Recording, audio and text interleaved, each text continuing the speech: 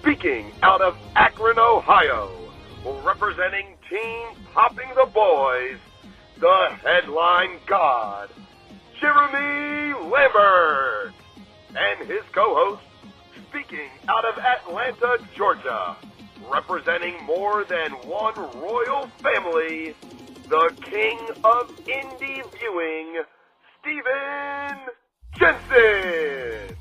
And this is the Spotlight on Fightful. Welcome everyone to the Spotlight, and shout out to Big Dick MLJ for the intro. As always, I'm Jeremy Lambert. That is Stephen Jensen, and we have a lot to talk about today, coming off of Forbidden Door, heading into WWE Money in the Bank. Plenty of professional wrestling to talk about in our Creator Spotlight. Later on in the show, we'll be joined by Brandon Williams, who wrestled Blake Christian for the GCW World Heavyweight title this past weekend, also part of New South. A great interview with Brandon, and we are sponsored by Wrestle Rumble today. We will do that big plug here shortly as the folks trickle into the show. Stephen Jensen, how you doing, buddy? I'm doing great, Jeremy. Hope everyone's having a great Thursday. Man, I've been so busy. I had like overtime at work, and I worked like 11 or 12 hours yesterday. I had to go in the office and come home and work more, and it was a long day. It was a really long day. So I'm actually like, this is waking up late for me today, which is like different. I have like way more energy this morning than I normally do at this time. So pretty happy for that. And also happy that I have some stuff I can show off on the show today as people are trickling in. This is probably a good time to show some stuff that I just recently received. So first off, Very scared. So I showed this yesterday, and this is for this will be a little segment here for the action figure collectors and that like to watch this. This is arguably the best action figure I've ever seen in my life, rivaled only maybe by what just arrived in the mail today. So have you seen this yet, Jeremy? I saw it on Twitter. Yeah, I saw you post this on Twitter. So I got this yesterday. This is the Cody Rhodes Ultimate. It's absolutely incredible. And the way that they do these, you can actually feel. See, I can like move so it's in the box, but it's open. So you can, like I can even take them out of the box and display them and put them right back in. People wouldn't even know that I ever took them out of this thing. This is incredible. Does his cape drag along the entranceway there? It looks I have not removed him from the plastic prison just yet, Jeremy. I don't know if I ever will.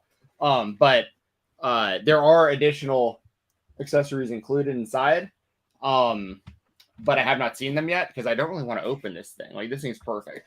I have obviously all the AEW Cody figures. I have one signed as well, but the Supreme is like probably the closest you can get to that. I mean, this and the Supreme are close. I could understand if people like the AEW Supreme better than the Mattel Ultimate, but I think the Mattel Ultimate might edge it out just a little bit. Like, this thing's really, really nice. The Supreme comes with a lot of stuff too, but I also haven't seen all the accessories that come with either yet. Now, that said, Jeremy, I didn't think that this could be topped, but it might have been. Because what just showed up in the mail this morning, Jeremy? Oh, boy. Oh, God. Look at this thing. Money in the Bank loser, Logan Paul. Dude, right in time for the Money in the Bank W this weekend, PLE on Peacock. This figure is incredible, dude. The only thing that's a little bit of a bummer is, there's no Pokemon card, in the... Yeah, it's not real. It's not authentic. I was just thinking about this, and this is someone we could actually probably get on the show. I've never actually thought to reach out, but I know him well enough through Twitter. I don't know if you know who Jeremy Padower is, but he runs Jazzwares for the AEW figures, and they own the rights. I believe they still own the rights to Pokemon. So, like, I want to ask him, like, if Logan Paul was in AEW, like, could he have a Pokemon? Because they have the rights to those action figures, or at least did through Jazz. I think they still do. But anyway, those figures are incredible. All right, so let's get Jeremy on the show, and let's ask him to create you a custom little small Pokemon card that you can slide into your Logan Paul little gimmick. That's there. The best idea ever, dude. I'm full of brilliant ideas. No, I know you are, Jeremy. I'm not discrediting that. I'm gonna message Jerry Padower after this show. I'm gonna DM him and ask him if that's actually something that's possible. We'll ask him on the show for we gotta, Okay, we'll use it for content first. Okay. Yeah, that's assuming he even wants to do the show. But I think he'll at least respond to me. I think okay. If I message him, he'll at the very least either say yes or no. Yeah, I'm all about the content and our audience first, not personal favors that have that we can't turn into content on this show. Plus, if you do it on the air, it feels more of a pressure situation. Like, oh man, now I got to deliver. That's 100% sure. Yeah, we got to bully people on air. That's fair. We have to use our little bit of power that we have to our advantage occasionally. All right, we have a lot to discuss. We will talk about Logan Paul, and I assume we will. In the bank.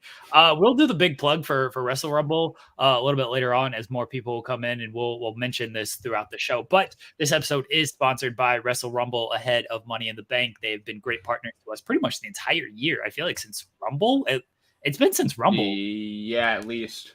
Yeah, they definitely did Rumble because that was their big. Yeah, I think that's when they started sponsoring the show. Yeah, so all year. Yeah. So all year ahead of basically all the major events in WWE and AEW. Forbidden Door not included because they didn't announce like all the matches until 2 days before the event. But ahead of all the big events, Wrestle Rumble has been great partners to us. And once again, they partnered with us for Money in the Bank. And if you would like a free entry into the Money in the Bank pick'em for Wrestle Rumble, just leave a Wrestle Rumble in the chat. That's all you got to do. Put Wrestle Rumble in the chat. At the end of the show, we'll pick 3 names, and then Stephen Jensen will be in contact with you, or you'll have to contact Stephen Jensen to get your free entry into Wrestle Rumble. And as we've said many times on the show before, we've had people who have won the contest, whether it's through our show, whether it's through Jensen's giveaway on Twitter.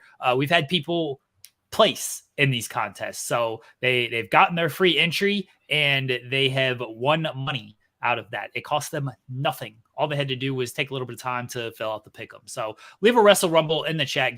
Potentially get a free entry into the Wrestle Rumble pick'em for Money in the Bank. Again, we'll have a big plug later on in the show. We'll mention this throughout the show as well as fans file in and check out the show today. All right, Jensen, let's get into it. Let's start with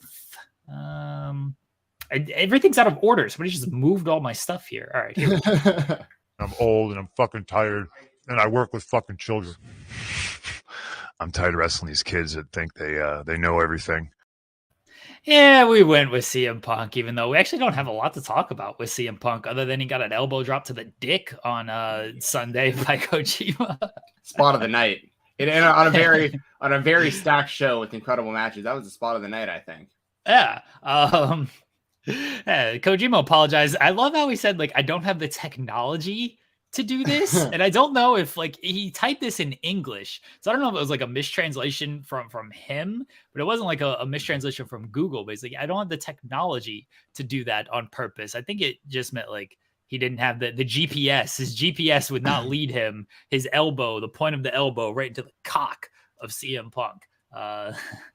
Yeah. What stood out to you from Forbidden Door this past weekend as New Japan and AEW put on a couple of dream matches?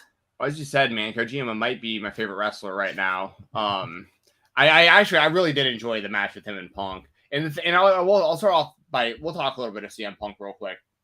And I'm not going to go down the rabbit hole that I normally do of the negativity and this stuff. People know how I feel about Phil at this point when it comes to pretty much everything. What I will say is this: if he's going to be in AEW, this is what to do with CM Punk. The reactions he's getting right now and the way he's playing into them, keep doing that.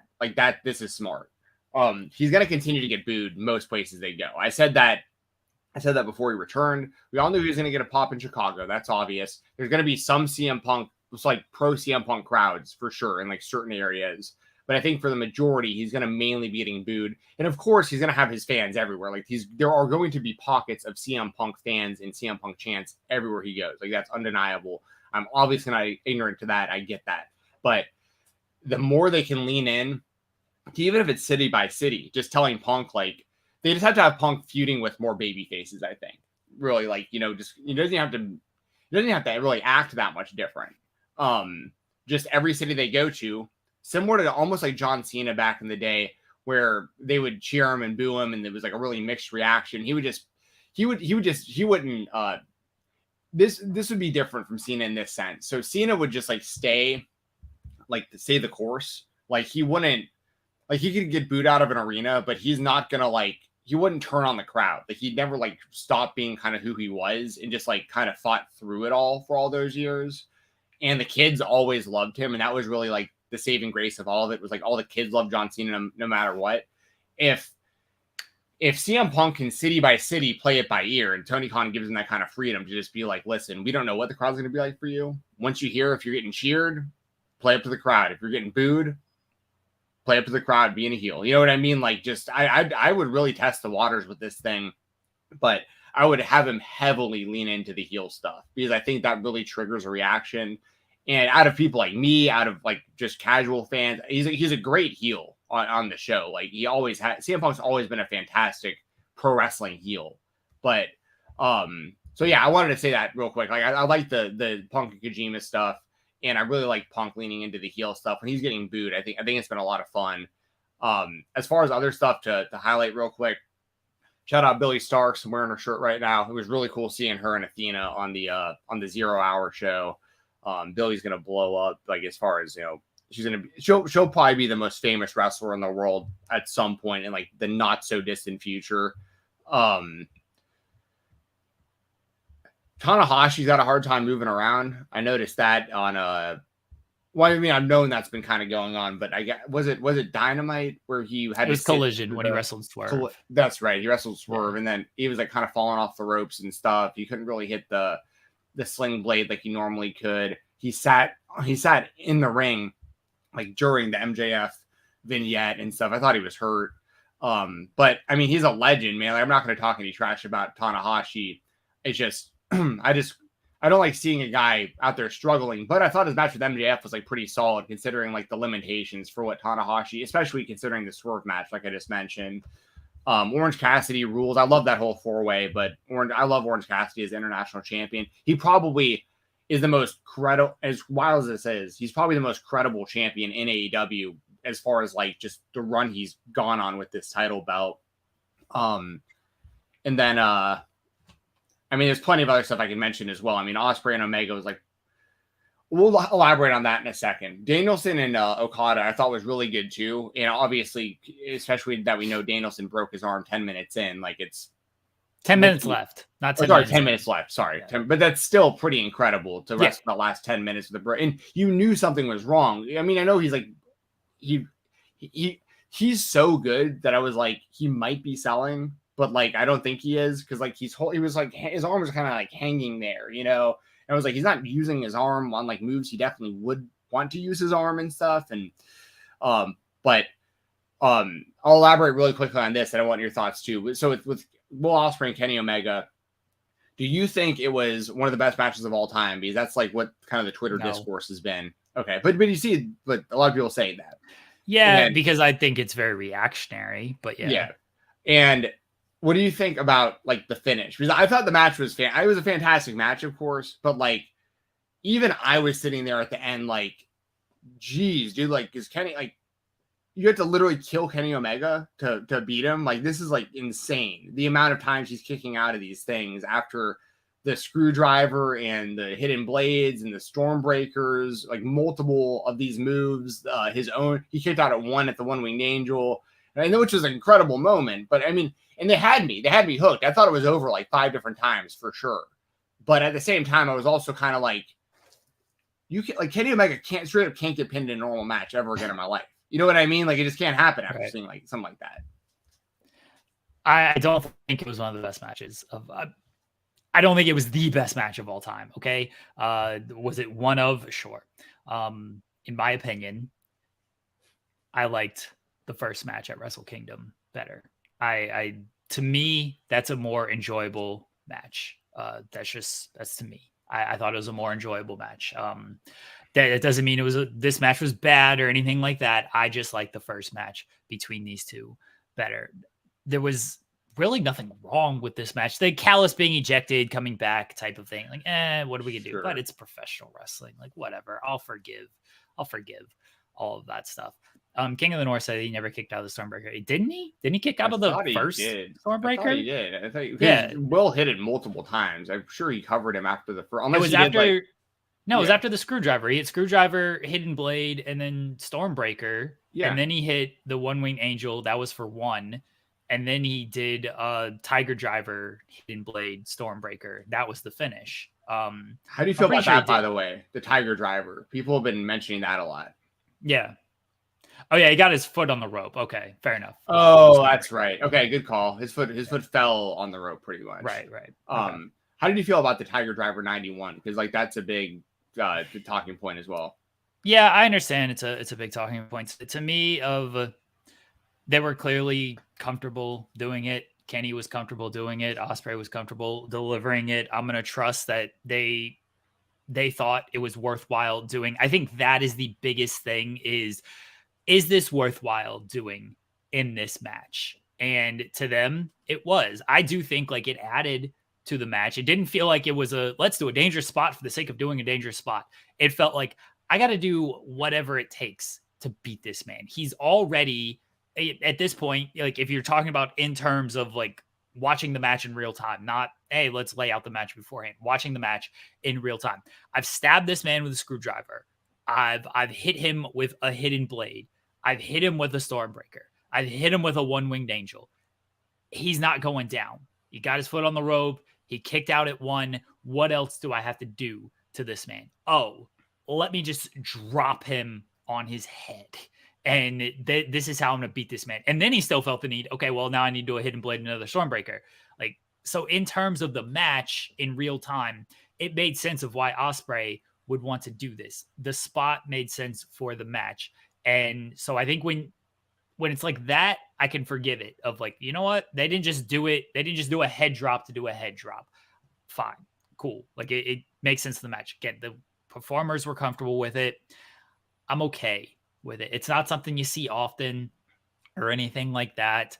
I'm just going to trust the wrestlers on this. It's not something I don't want to see, I want to go to a local independent show and, hey, let's bust out a Tiger Driver just to do it in this when it makes no sense. Like for the story of these two, for the magnitude of this match, for how the match was playing out, I get it.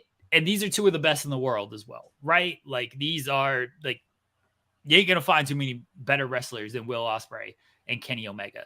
So if they want to do this spot and it makes sense and it adds to the match, which I feel it did, then I'm okay with them doing it. That's where I'm at on it. How about you? No, I actually agree with all of that. You already kind of covered this point, but like the only thing that I would want not to happen is like people, and this you could say this about every single wrestling move, to be fair, and just like pro wrestling in general. But like I wouldn't want a kid or a like an up and coming indie wrestler or something to see that and then be like, I need to try that move, like because I think it's a good idea to do moves like that. But if you're Kenny Omega and you're Will Ospreay, like who am I to tell you what you should and shouldn't do in a wrestling ring? You know what I mean? Like I can't make that decision for you. And if they felt comfortable enough to do it, and just like you said, I'll say this. I don't think the match necessarily is better because of that move, but the psychology behind trying it, like you said, made sense because he'd hit him with everything. So it's like, okay, well, I'm going to go deep into the playbook here and I'm going to hit one of these. And King of the North says indie wrestlers need to know better at that point. No, I understand. And all wrestlers, it isn't, once again, I need to make it clear, it's not just this move. Every wrestler needs to be really careful about all the moves that they're deciding to do. Like even like Billie Stark's a good example. I love Billie. I think everything she does is super entertaining, but every now and then I know like there's other people that are the same way when they watch her wrestle. Every now and then she does some spots, and she even did one in AEW already where she'll do like the swanton from the top onto the ring apron, and she'll land she'll land on like the edge of the ring apron sometimes, where like her body will really, you'll really see it like kind of snap, bend rather. And, it's always like just really uncomfortable. You're just like, you don't have to do that. Like, ow, you're going to really hurt yourself doing that one day. But there's a lot of wrestlers who have those type of moves. And once again, who am I to tell you to not do that or to do that? Like if you feel comfortable doing it and it's over, You know what I mean? Like, I just hope nobody gets hurt doing something dangerous. Like, I never want that to happen. But once again, I'm not going to, you know what? I don't think it's a good idea for people to drive around in race cars at, hundreds of miles an hour. You know what I mean? Like, I wouldn't do it, but like, who am I to say someone else can't? You know what I'm saying? Like, so that's just kind of how I feel about it. And I'm just glad, no one got hurt or anything like that, or at least that's how it seems. But, Kenny Omega and Will Ospreay are a different breed, though. They're like two of like the legitimate best in-ring workers in the world. They really are. So it's really cool to see them do their thing. But, and I also don't know how they expect to top this for a third one. Like, because that's going to happen. So, like, maybe this is the tipping point. What are we about to see? I imagine the third one will take place at All In the UK. That seems to be where it could be headed there. And how do they top this? I don't know. I don't know what kind of match they have to top this. I don't know what kind of risk they'll be willing to take to top this. And I'm going to trust that they are okay, that they are being as safe as possible with this stuff. It is not, I feel like it's really my place to tell these grown men, don't do this. Okay. Like, that's not my place to do that. If they want to, cool. I do understand that King of the North says Ospreay kicks out of the One Wing Angel in Wembley. And maybe that's how you do it. Like, nobody's kicked out of that, or it's been however long since anybody is kicked out of it. I think Hangman may have. No, Hangman didn't, because that was the big talking point, is that Hangman might be the one to do it, and then Hangman never did it. Kicked out of it once, I think. I think that was the one, the last time, and that was many years ago. Nobody in AEW has certainly done it. Right. So, maybe that is how they end up topping it. But look, if this is what they want to do, this is what they feel comfortable doing, it's not my place to be like, nope, don't do this. I do understand when it comes to fan sentiment of like, I really care about these performers. I really like these guys. I don't want to see anybody get hurt. So I don't want to, it takes me out of the match when something like that happens. I completely get that. Look, that's your thought on it. I'm speaking in generality here. That's your thought on it. Like, I don't want to watch guys get dropped on their head. It makes me uncomfortable. I can't get into the match. If that's how you feel, then that's fine. That's your right to feel that way. For me, it doesn't fully take me out of the match. It makes me cringe a little bit, like, ooh, that looked rough. But I continue on and I watch the match because that's just what it is to me. I watch the match, and the crowd reaction is also another thing of, okay, is it going to kill the crowd? Because I don't think that spot like took the crowd out of the match. I think they did have that gasp of, ooh, wow, we really just saw that. But then they, the finish was 2 seconds later anyway. But they were still with it. Whereas like the Danielson convulsion spot, that seemed to take the crowd out of the match. But now, like in hindsight, and I've went back and I've rewatched the match, like, and Joel Pearl mentioned this on our other show, In the Weeds. He said like the convulsion spot seemed to just basically be Danielson getting the medical attention of like, hey, my arm is screwed up, and then that's how I see it as well. Yeah, and then you communicate all of that. Like, did he need to go full on convulsion? I don't know, but that was what he felt was best in the moment, and that's how they communicated things. But it did seem to hurt the crowd a little bit of like, oh man, this is very unfortunate what's happening here. And, that just affected the crowd. And that is where doing something and convulsion spot and getting dropped on your head, two different things. And the meaning of both those things, two different things. But my point is, when it comes to just, does this hurt the crowd? The Tiger Driver didn't really hurt the crowd at all. The convulsion thing kind of took the crowd out of it a little bit. Yeah, no, I agree. But I also agree with like that. I think the only reason he did that is because his arm was hurt and you needed to talk to them real quick without drawing too much attention to what was going on for like the crowd. But unfortunately, it kind of overshadowed everything because because obviously everyone knows Danielson's history with the concussions and his retirement and all that stuff. So on one hand, it's like in bad taste to do something like that because like you don't want to like, because God forbid like that ever actually happened to him, right? Like with all the history, like if we ever watched him wrestle and like something that really happened, like we'd feel terrible for just like watching that happen, thinking he was wrestling. Like, so there is this like fine line when it comes to Danielson specifically. Ric Flair with his fake heart attack in his last match, like this was completely unnecessary. And Flair, that was a planned spot that he wanted to do because he thought this would be great for the crowd. And it's like, nah, man, we don't want to see that stuff. And I think the same thing with Danielson's, like, we don't really want to see that stuff, but that was his call, spur of the moment, to try to get the referee attention. And again, was it the best choice?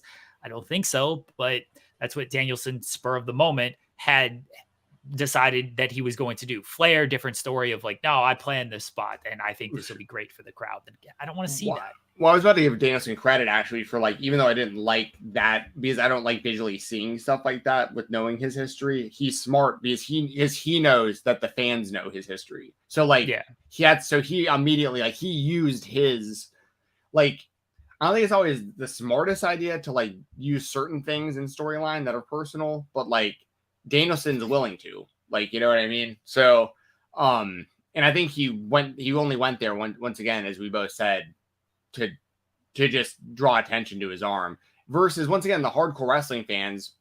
Like if Danielson was like on the ground, like doing this, you know, we'd all know like he was hurt. You know what I mean? Because we all know what like throwing the X up is. If you see that and then all of a sudden referees start running down to the ring, you're like, oh, he's actually hurt.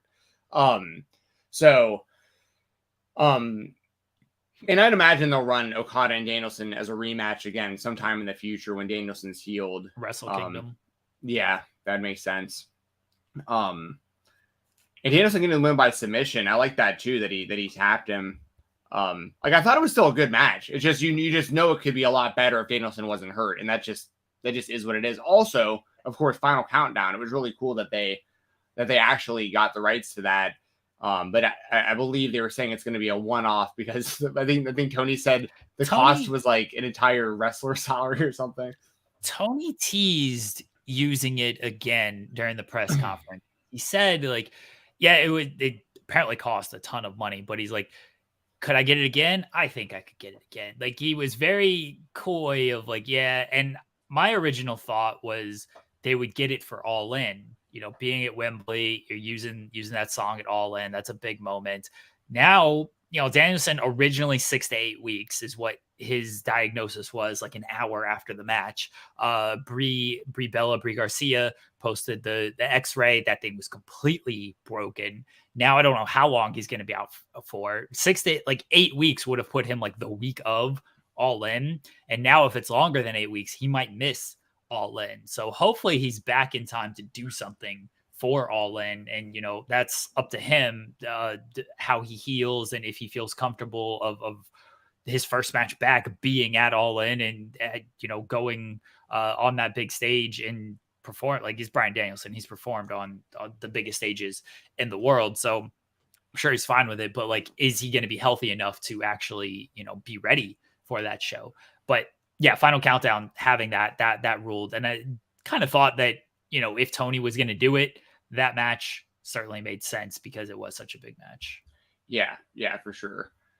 And good on Tony Khan for doing that. I love how he is willing to shell out the money for those kind of moments for the fans. Like, that means a lot to me as a wrestling fan that he's willing to do that, because he definitely doesn't have to. Like, Danielson's still going to be Danielson. He's still going to be over. He's still going to be one of, if not the GOAT, as Jeremy always says. I mean, he's already a made man in wrestling history. And like, for Tony to like buy the rights to that music, and not just that, like all these copyrighted songs and stuff that he's paying for, like, just to enhance the fan experience. So I think it's badass that he's willing to do that, because he definitely doesn't have to. When Tony Khan can't afford to pay Drew McIntyre once he's a free agent, it's because he spent all of his money on Final Countdown for Bryan Danielson, and he has no money available to pay Drew McIntyre. That'd be funny if that somehow became some sort of narrative online. McIntyre, it's gonna be the narrative I push. He's a Final Countdown. Yeah, I could see that. But yeah, overall, I thought Forbidden Door was a really good show. And also, it was good to see Jungle Boy finally turn heel. We were all expecting that to happen. I thought the match with Sonata was solid too. But good to see Jungle Boy turn. And his promo last night, that was pretty good. He's a little rough around the edges on the microphone, but he always has been. I think he'll be I think him leaning into being a heel is going to be interesting. Him and Hook, I think, will be good. It'll be a good feud. They're just fighting for a title that I just don't really listen. I was an old school ECW fan. Like, I know all about the history of the FTW title. Like, you know, it just does nothing for me on AEW TV, and it never has. To be fair, it isn't Hook. It just ever since they introduced that onto AEW TV and never recognized it as a real title. I just haven't really. I've honestly never really cared about it in AEW. I just think it aesthetically looks cool. Like, it looks cool for Hook to carry it because his dad is synonymous with that title. But like, but anyway, I think the match will be cool and the feud should be all right. You know, how do you feel about the Jack Perry heel turn? Because, you know, I feel like everyone kind of one of the two were going to turn, and I feel like most people felt it was going to be Jungle Boy. It was necessary because he'd kind of petered as a babyface. I think that says more about the fact that, like, they couldn't do much with him as a babyface. Like, after the Christian feud, it probably should have been elevated a little bit more off of that. And then they went into the Pillars thing. The Pillars thing was weird because they kind of healed him in that in the first place. And so I think that kind of blurred things, where he should have been just a much more pure babyface coming out of the Christian turn and the Christian feud. And he just wasn't. And they just never got him as a pure babyface. And I think part of that is, like, his promo skills weren't good enough to be a super pure babyface. And that's, you know, on him. So I think that's sort of an issue of why maybe they couldn't go full on clean cut babyface with him. He does feel more natural as a heel. He still doesn't, like, the promo last night, I didn't think was, people seemed very divided on that. I thought it was okay. I thought, like, the delivery was rough at times. He still doesn't feel super confident on the mic, and I think with more reps that'll come. He definitely felt more comfortable as delivering a heel promo than a babyface promo, and I think that's the case for most people. It's just easier to be a dick for a lot of people. So I do think, like, with more reps, he'll get more confident and on the mic, certainly as a heel, and then once he eventually turns back, that'll translate better as a babyface. Like, I thought the material kind of made sense for the most part, outside of I don't care about this title. It doesn't mean anything, but I know how much, like, but I still want it. But he did try to hide that of, like, I know how much it means to your family, and that's why I want it from you. So he did good there covering for that. He did, you know, I don't know if he meant to say Toronto when it was not Toronto. They were in Hamilton last night. I don't know if that was good heel work or just forgot where he was at. When you're a heel, I guess you can kind of get away with that, and it's okay. But yeah, I thought it was an okay promo. That for his first heel promo, it wasn't too terrible. Maybe could have been better. Maybe it needed to be better because it was the first big heel promo. He needed to knock it out of the park a little bit more. But he hit, like, a nice double on it. Not a home run, just a nice little double. Yeah, I'm with you on that. And I think, you know, I can see in the near future the JAS disbanding, because I think that Sammy and Jericho are going to start clashing soon, like in a singles feud. And I think that that's going to lead to Anna Jay and Jungle Boy being a thing on screen for AEW, which I think is an add to Jungle Boy as well. I think there's a lot they can do with, like, the two of them together as a couple. Similar to Guevara and Tay. I think that the two of them, like, it's weird because they got so pigeonholed as, like, hateable because of the real life stuff. You know what I mean? Like, because everyone, and a lot of it's on, I mean, most of it's on Sammy, to be fair. Like, I'm going to keep it real. Like, I mean, the dude got engaged in front of all of us to somebody different. And then, like, you know, so it's like the fans, it was a weird look to the fans, how all this went down. And then the way they played off of it on screen and through social media. Listen, they're in love. They clearly love the hell out of each other. Like, every time I see anything with the two of them, they are all over each other. Couple. Listen, and good for them, man. Like, I know, like, it's cruddy to the I can't remember her name because she wasn't on the show, but, you know, I think it was Pam maybe. But it was Pam. You know, but, you know, and I don't mean to be, I'm not trying to be rude to her or anything. I hope one day I find somebody that I'm that into, like the two of these two are into each other, you know, like I'm happy that they're so happy, but it was a cruddy situation that we all saw this terrible thing happen to this other woman in front of all of us. But at that same time on the show, like, it really made them hateable to a lot of fans. And I think, and there's also other stuff with Sammy that he had to overcome outside of wrestling as well. That, you know, I understand why people might still not like him for those things as well too. I get there's a lot of things about Sammy Guevara that have pigeonholed him as unlikable, but at the same time, I'm just once again keeping it real. Like him in the ring, he's a fantastic in-ring professional wrestler. Like he's really, really, really good. And I do think he needs to beat Chris Jericho one-on-one in their feud for them to like finally pay off basically like 4 years of building Sammy Guevara and Chris Jericho. I mean, like the two of them have been linked since the first episode of Dynamite. Sammy needs to beat him for this to all be worth it, I feel like, for how long he's been like the understudy of Chris Jericho at this point. And I think that Sammy could be a really, really good babyface. Like I really do, but he's got a lot to overcome with the fans, I think. So it's one of those things where I could even see like Jungle Boy. They either need to, at some point, they need to do Jungle Boy versus Sammy one-on-one with Sammy as a babyface, Jungle Boy as a heel, and then you have Tay and Anna Jay who are best friends on opposite sides, or you just have them as a heel group, all four of them. I think it's something that you can do as well. But this is all to say, I think that Anna Jay and Jungle Boy should be like an on-screen couple in AEW. I think it'd be beneficial to both of them for them to be together on the show. I think we're probably headed there sooner rather than later. I mean, Jungle Boy mentioned her last night. I know a lot of people are upset that called her a bitch. Hottest bitch in the company, whatever you called her. Yeah. Yes, that is what he said. I'm gonna assume Anna Jay like approved that line, and he didn't just go out there and be like, "I'm banging the hottest bitch in the company." I would hope that he ran that by her. I would hope so too, but I mean, at the same time, like clearly he's just trying. Like it's the first time he's been a heel probably in his career. I can't remember him being like a heel on the Indies previous to this. So like, I think he's just doing anything he can to like trigger. I think so too. You know, yeah. And part of that too is coming out and saying that's the last time you're hearing Tarzan Boy. You know what I mean? Like, so he's just anything he can do to become unlikable. And I think it's easy to like somebody who goes out there and calls his girlfriend, especially when we all know who she is and we like her. You know, go out there and just say like she's just some bitch. You know that you're banging or whatever. That's a really easy way to get people to hate you. You know, but hey, if he didn't approve that, that's a dick move. I will say that for sure.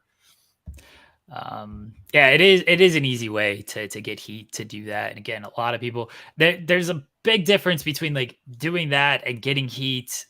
And that is like, oh, I don't like this guy. I want to see him get punched in the face.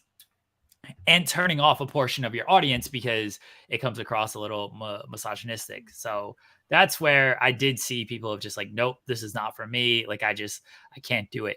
And that's where it's just maybe just don't say that word. Even if it gets you heat, just call her a chick, like just banging the hottest chick backstage.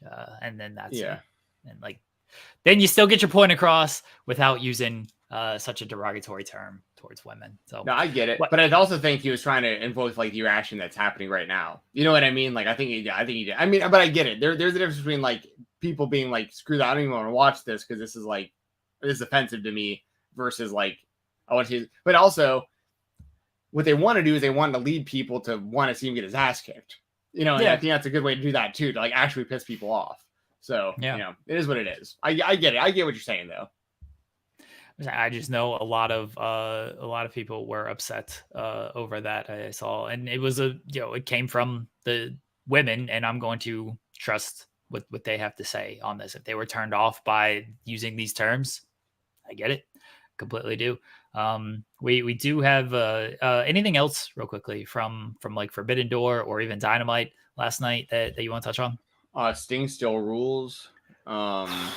The Forbidden Door match was rough. All right, I'll admit that. You know, like especially they were put in a bad spot, having to be between Omega and Ospreay and Danielson and Okada. But last night, because during that pay-per-view, Sammy, once again, this isn't on Sammy Guevara, but when he did that 630 off the top through the table, it was pretty clear Sting was trying to get out of the way. It just wasn't quick enough, and Sammy just crashed right through him. So then Sting gave him the receipt last night. It like barely made the jump, but he made it. Dude, Sting, man, I love Sting.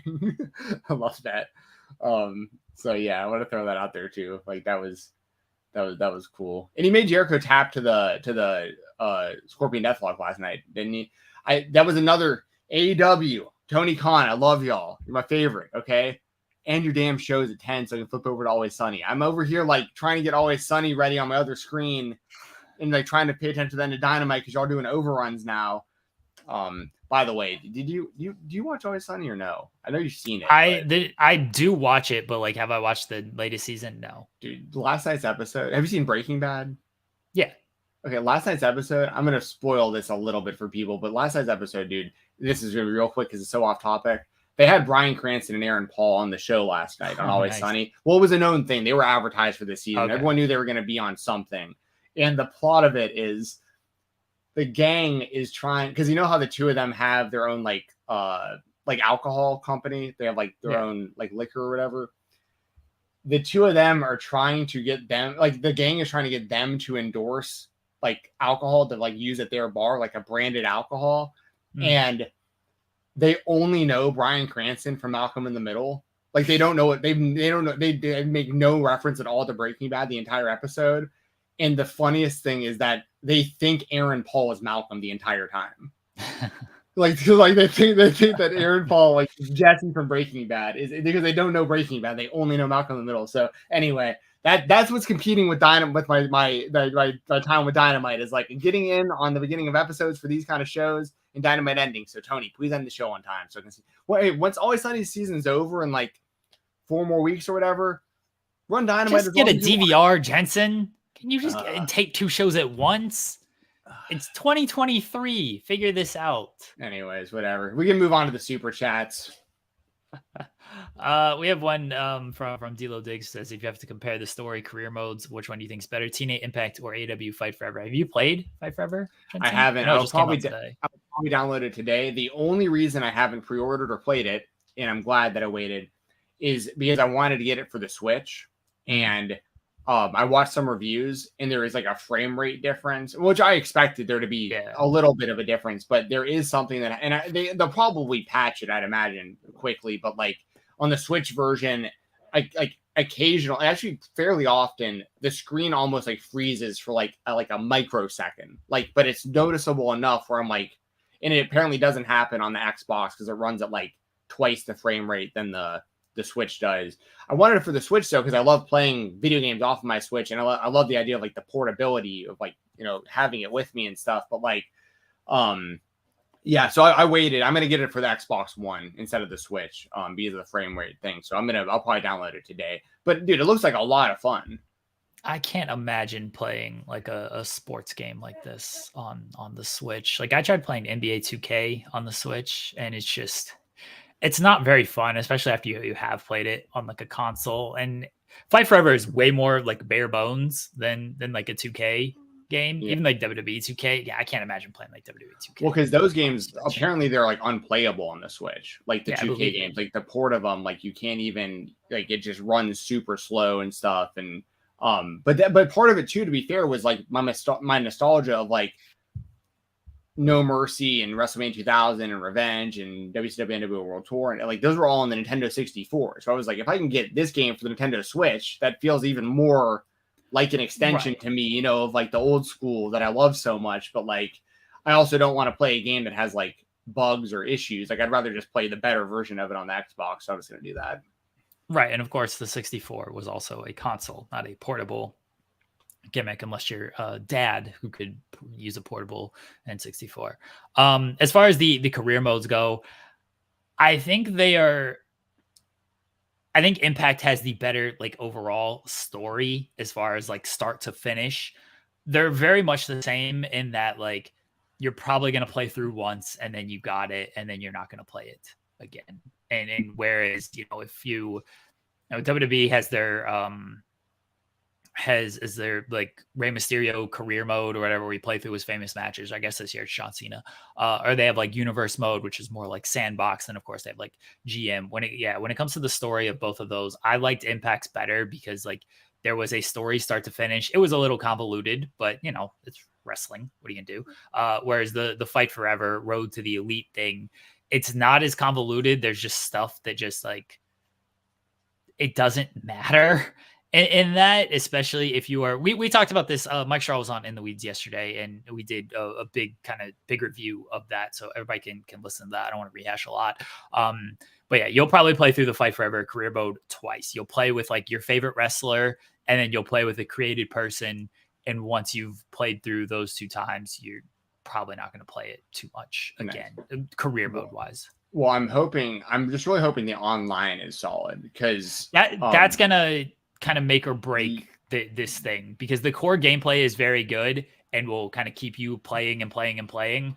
But if you don't play online, and if you're not going to like do a lot of couch play, if you don't have friends to come over to play it, then it's going to kind of live or die with the online, just playing with your friends and that way. Because if you were just kind of like a solo player, like I largely am, the gameplay is good, but after you've played it for a couple of hours, it's like, okay, I need just a little bit more depth to all of this. I've heard that even on like the elite setting, the computer is like pretty easy. Like once you know what you're doing, especially on like ladder matches and stuff. So like, but my thing is, my brother comes over often, and like we'll play versus each other, or like as a tag team together and stuff. So like I'll have someone to play with, and then but online is the make or break for me, because that's why I stopped buying the 2K games probably like 3 or 4 years ago or whatever, is because that I've played enough WWE 2K games to like I'm kind of over it, because I've played so many of them for so long. But the online is what, if they have good online, I'll play it for a long time. But the problem with the 2K online, and I don't know if it's still like this or not, but they made it to where like you had like reversal, like a certain amount of reversals you can do for each wrestler per match. And you could basically just get really good at figuring out, I could figure out how to spam moves really quickly to get people to use their reversals on me. And then I would just hit them with every, you know what I mean? It was more a game of like getting people to run out of their reversals, doing cheap shit. And then just like spamming the best moves you could until they had another reversal to get. And it just wasn't fun. And, and a lot of the time, if I'd play a tag team match or a multi-person match, it would lag out, or like I couldn't even get into a game and stuff like that. Like if me and my brother can play tag team matches like online against people on Fight Forever, I'll play this game for years. If we can play Stadium Stampede, like they're talking about, with like 30 people, like if that's like a real thing that they're going to do. Man, they can't even get more than 4 people on the screen right now. So I don't know. Yeah. Like you can't even do like trios matches in this thing. That's an AEW standard. Like the most you can get on screen is 4. You can do 4-way matches, you can do tag matches, but there's nothing more than, like in the battle royals, it's only 4 people at a time. So I hope they do a Stadium Stampede with a bunch of people. That feels like it's a ways away. Yeah, I that makes sense. And also, like I've what was it with the gameplay? Oh yeah, I had heard that like there are some matches that you can play in the story mode that aren't available just like to choose an exhibition too, which is like strange. You do have to play through the story mode to like unlock certain things. Okay, well that's fair. Maybe the people that I saw reviewing it hadn't gotten that far yet. That's possible. But anyway, and then as far as like the Impact game, I'll just quickly touch and say I never actually played it, but like graphically, I remember it looking really impressive when it came out. But like, and also of course, Suicide, the wrestler, the character came out of that game. So like at the very least, there was something memorable and innovative about that game that they actually. It's an innovative idea in an interesting marketing strategy to introduce a wrestler on screen that you would only know the origins of if you played him as, in the video game. You would have been introduced to him. Then he came from the video game onto the show, which is actually a pretty, like I would have marked out for that if like Aki Man or like THQ Man from like, the old N64 games popped up on like WCW TV. I'd be like, that's Aki Man. You know what I mean? I'd be like what? Like I know who he was, So anyway, that's kind of my thoughts on the video games, I guess. But I'm looking forward to playing Fight Forever. I'll probably play it tonight.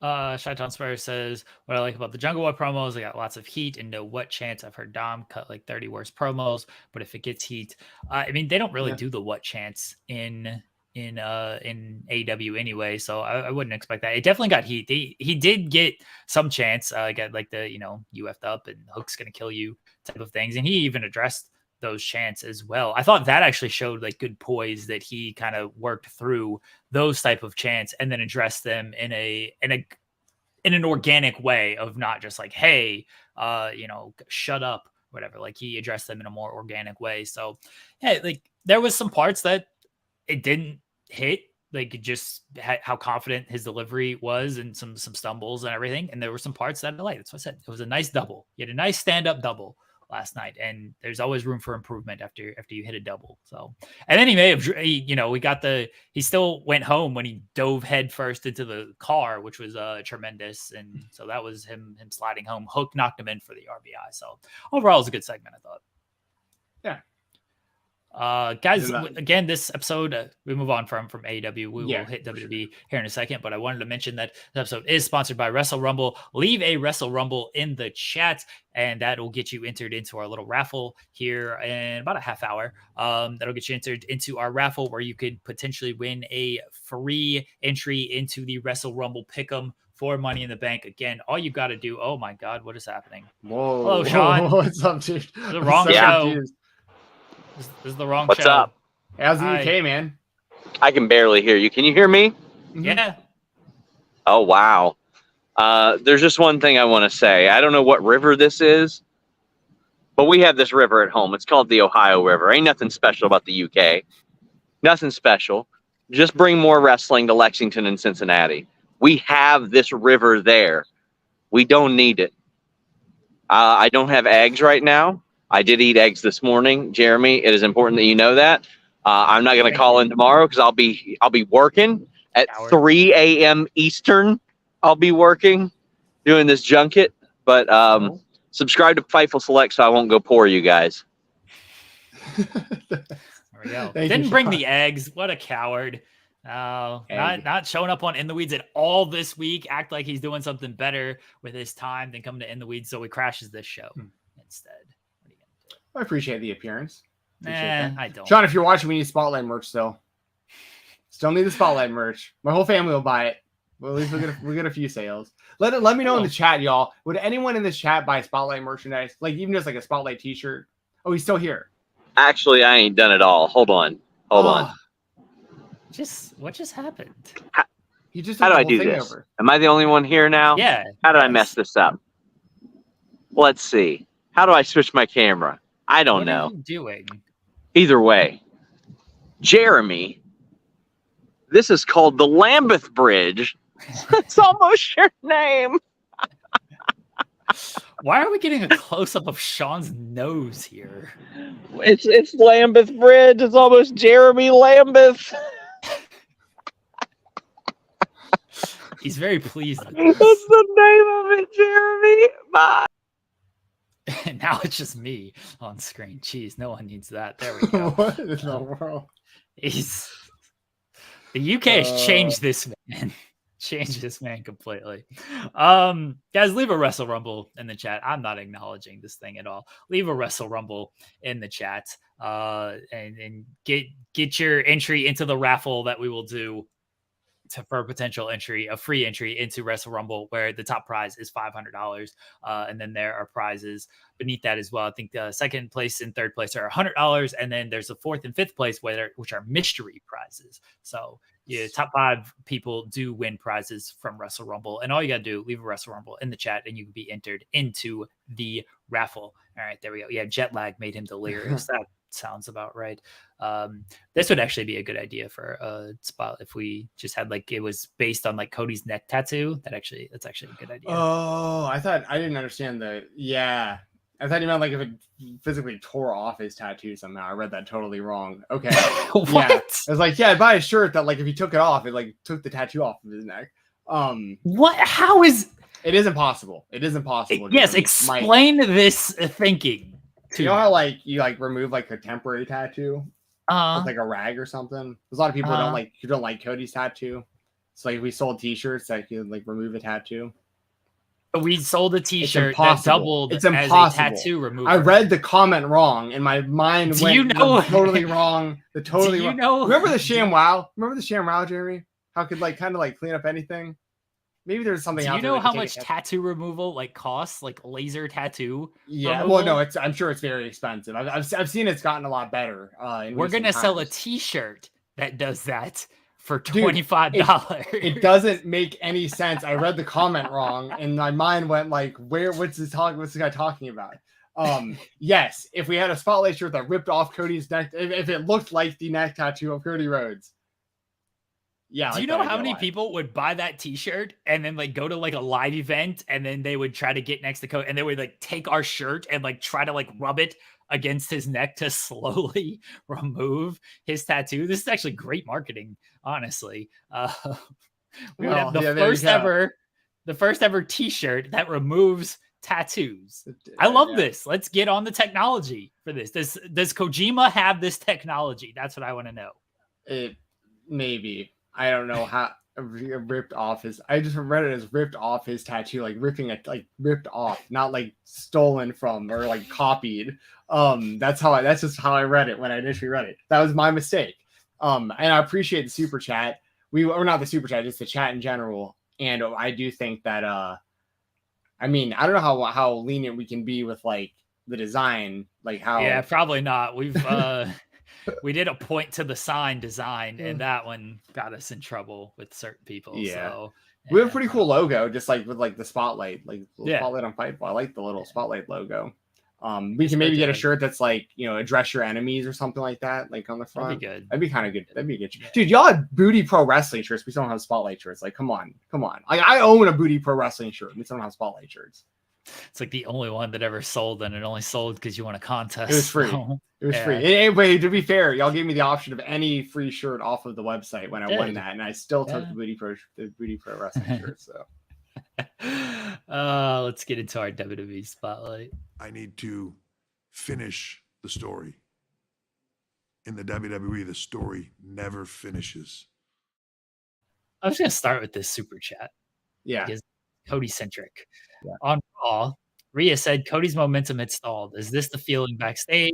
Like Wyatt returns and costs him the Brock match. He stops being one of two wrestling's biggest stars after a Wyatt feud.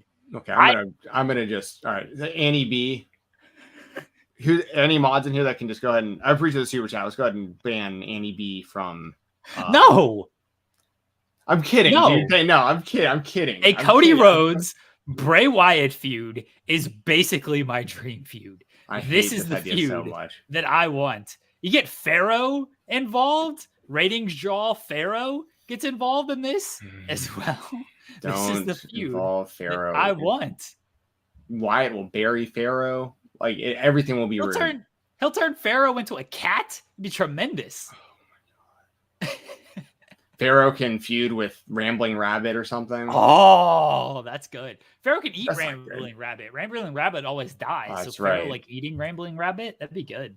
Pharaoh versus Mercy the Buzzard or Huskus the Pig. Ooh. Now you're talking, Jensen. Now Look I'm at talking. this. This is great. Annie, I'm kidding about the banning, of course. I really appreciate the super chat. Like really, really do. I'm not a Bray Wyatt fan. Let me say this, Jensen. Undeniable fact that I'm about to present to you. First off, Annie says, I love Cody too. I'm so sure they're going to mess it up. I get that. That's fair. You can't mess up a Bray Wyatt feud. No Bray Wyatt feud has ever been messed up. Undeniable fact. Here we go. Who was the last person to feud with Bray Wyatt? Stephen Jensen. Who was the last person? Was it? Yeah. Yeah. Look how over this man is. Would he be this over without the Bray Wyatt feud? Absolutely. No. Absolutely. No. He'd be more over.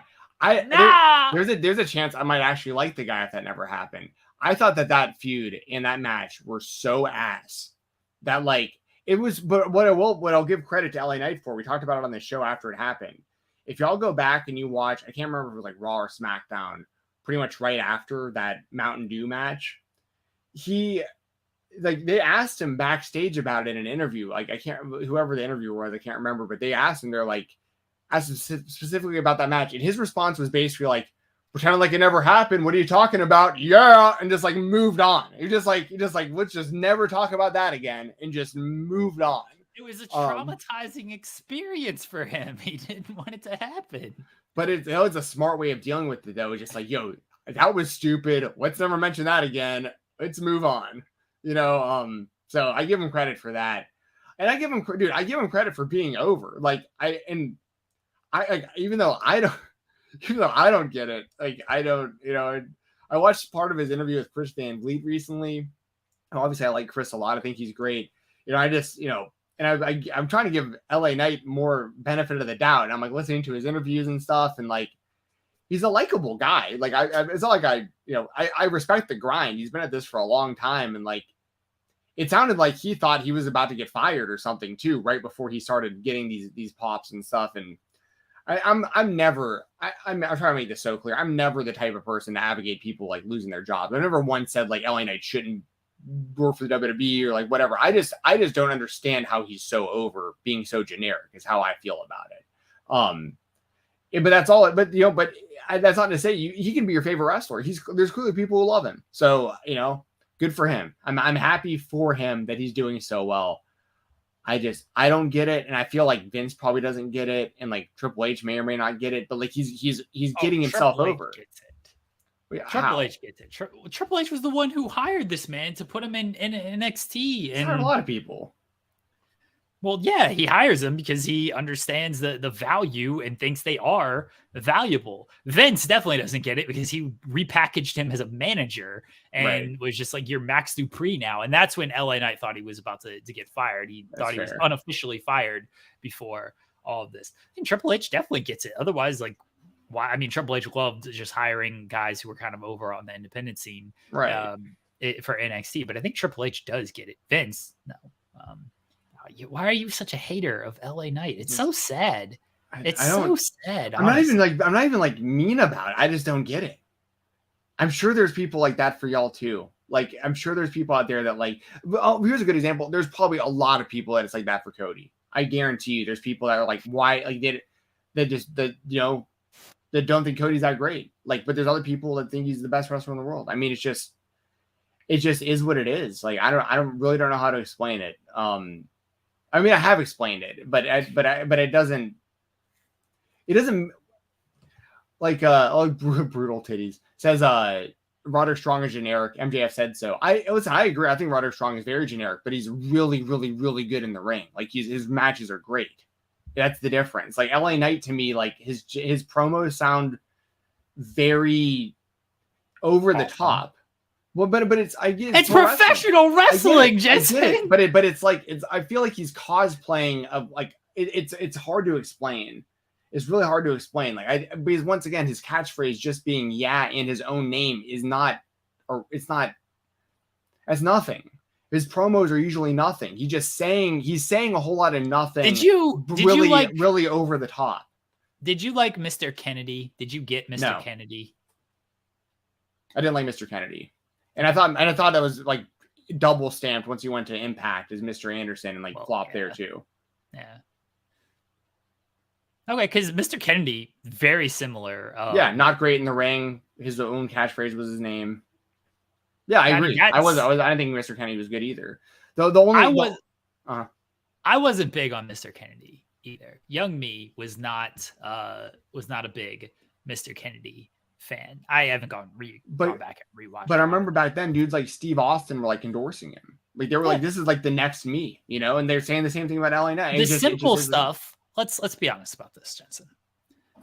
The simple stuff is what connects with the majority of these wrestling fans because we are all simple people at heart. One of the biggest songs of all time is called "Simple Man." We are all simple men at heart, and we love just words we can repeat, one words. Yeah, we love saying just names. We love the Pavlov dog response. Yes, to all of this. Bell rings, mouse salvates. Britt Baker comes out. Britt Baker. Oh, DMD. Everybody. Adam Cole. I get boom. Baby. We love just the one words and the name response. We love that stuff. Yeah. LA Knight's tapped into that. Why are you such a hater? Everyone you just mentioned can wrestle, though. Like, LA Knight's not good in the ring. Like, that's a big part of this, too. Like, his matches aren't good. So like I'm dealing with this guy who like is just saying a whole lot of nothing, just a whole lot of over the top nothing. His catchphrase is his own name and yeah. And then when the bell rings, I can't name one match that I'd say Cameron go Grimes. out of your way.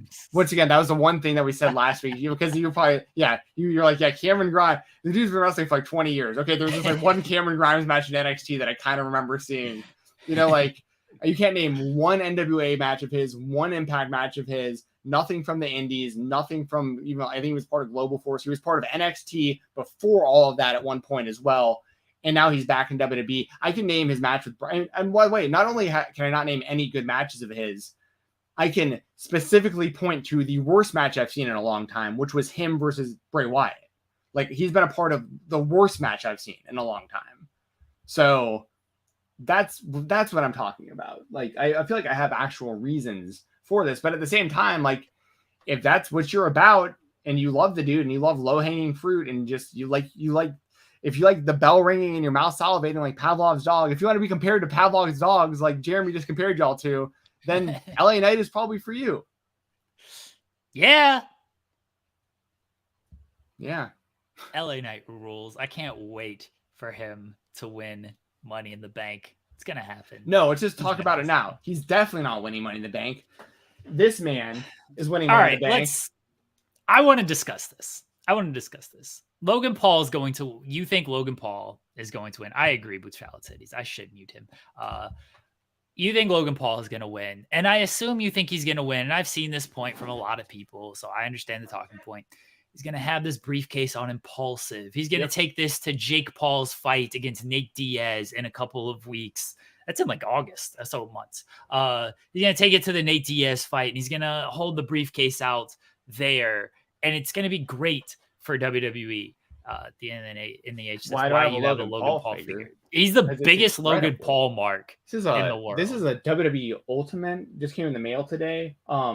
I haven't even looked yet. It literally came out today. I bet you this thing is going online for probably like 300 to 500 minimum, probably right now. Ooh, look at that. Low gang, baby. Low gang.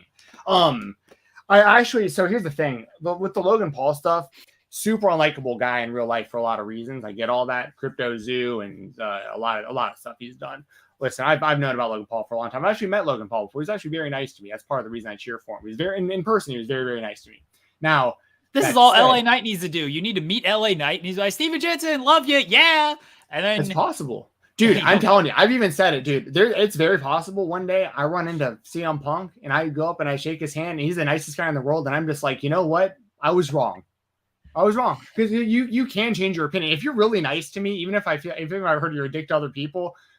I'm not going to I'll remember that. I'll be like, this person said that you were nice to them. But honestly, sometimes that goes a long way for me. Like if you're really nice to me in person, I'm like, I don't know if these other people are crazy or if I'm crazy, but like this dude really nice to me, you know, like, so that's how I feel about Logan Paul in a lot of ways. Let this be a lesson to everybody out there.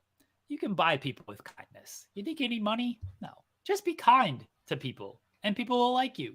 Don't be a dick to people. It's that simple. Which is pretty easy, pretty fair, you know? Yeah. And when I met Logan, it was really brief. I actually met him at a UFC event in Vegas, and he was walking by and no one else was really around him. He was just there as like a fan. He wasn't even fighting or anything.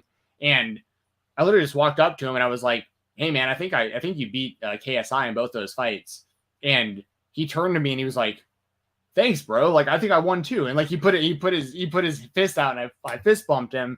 And then like I was just like, me and him walked side by side like around the arena and just like talked about fighting for a minute. And then after like 3 minutes, like girls realized he was there and he got swarmed for selfies. And like it looked like I was at his crew and I just kind of like backed out of there.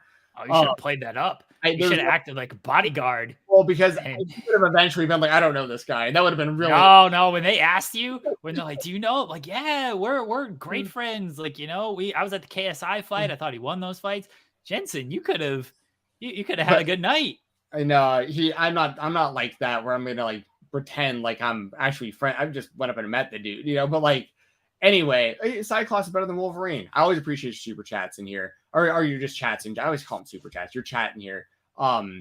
Biased journalism, just be nice to him. He's giving praises, dude. And sometimes that's true. I'm gonna be honest. Sometimes it is true. There are definitely people we've interviewed and stuff that like, you know, I might cover more because like we did interviews with them. They were super cool. And I'm like, I want to promote this person more. I mean, I feel like that's pretty fair, right? Like doing good business with nice people. And then you're like, damn, they had a really good match. I'm going to tweet about it because they were really nice to me. You know what I mean? Like, I don't think there's anything wrong with that. But at the same time, like, you know, I try not to be biased.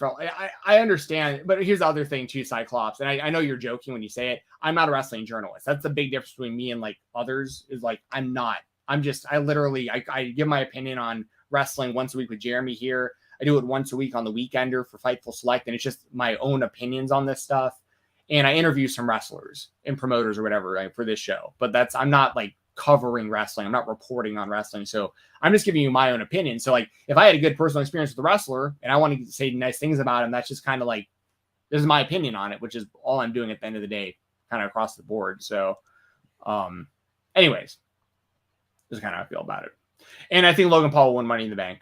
And I think if Seth Rollins is still the champion at some point soon, I think Logan might beat Seth for that title.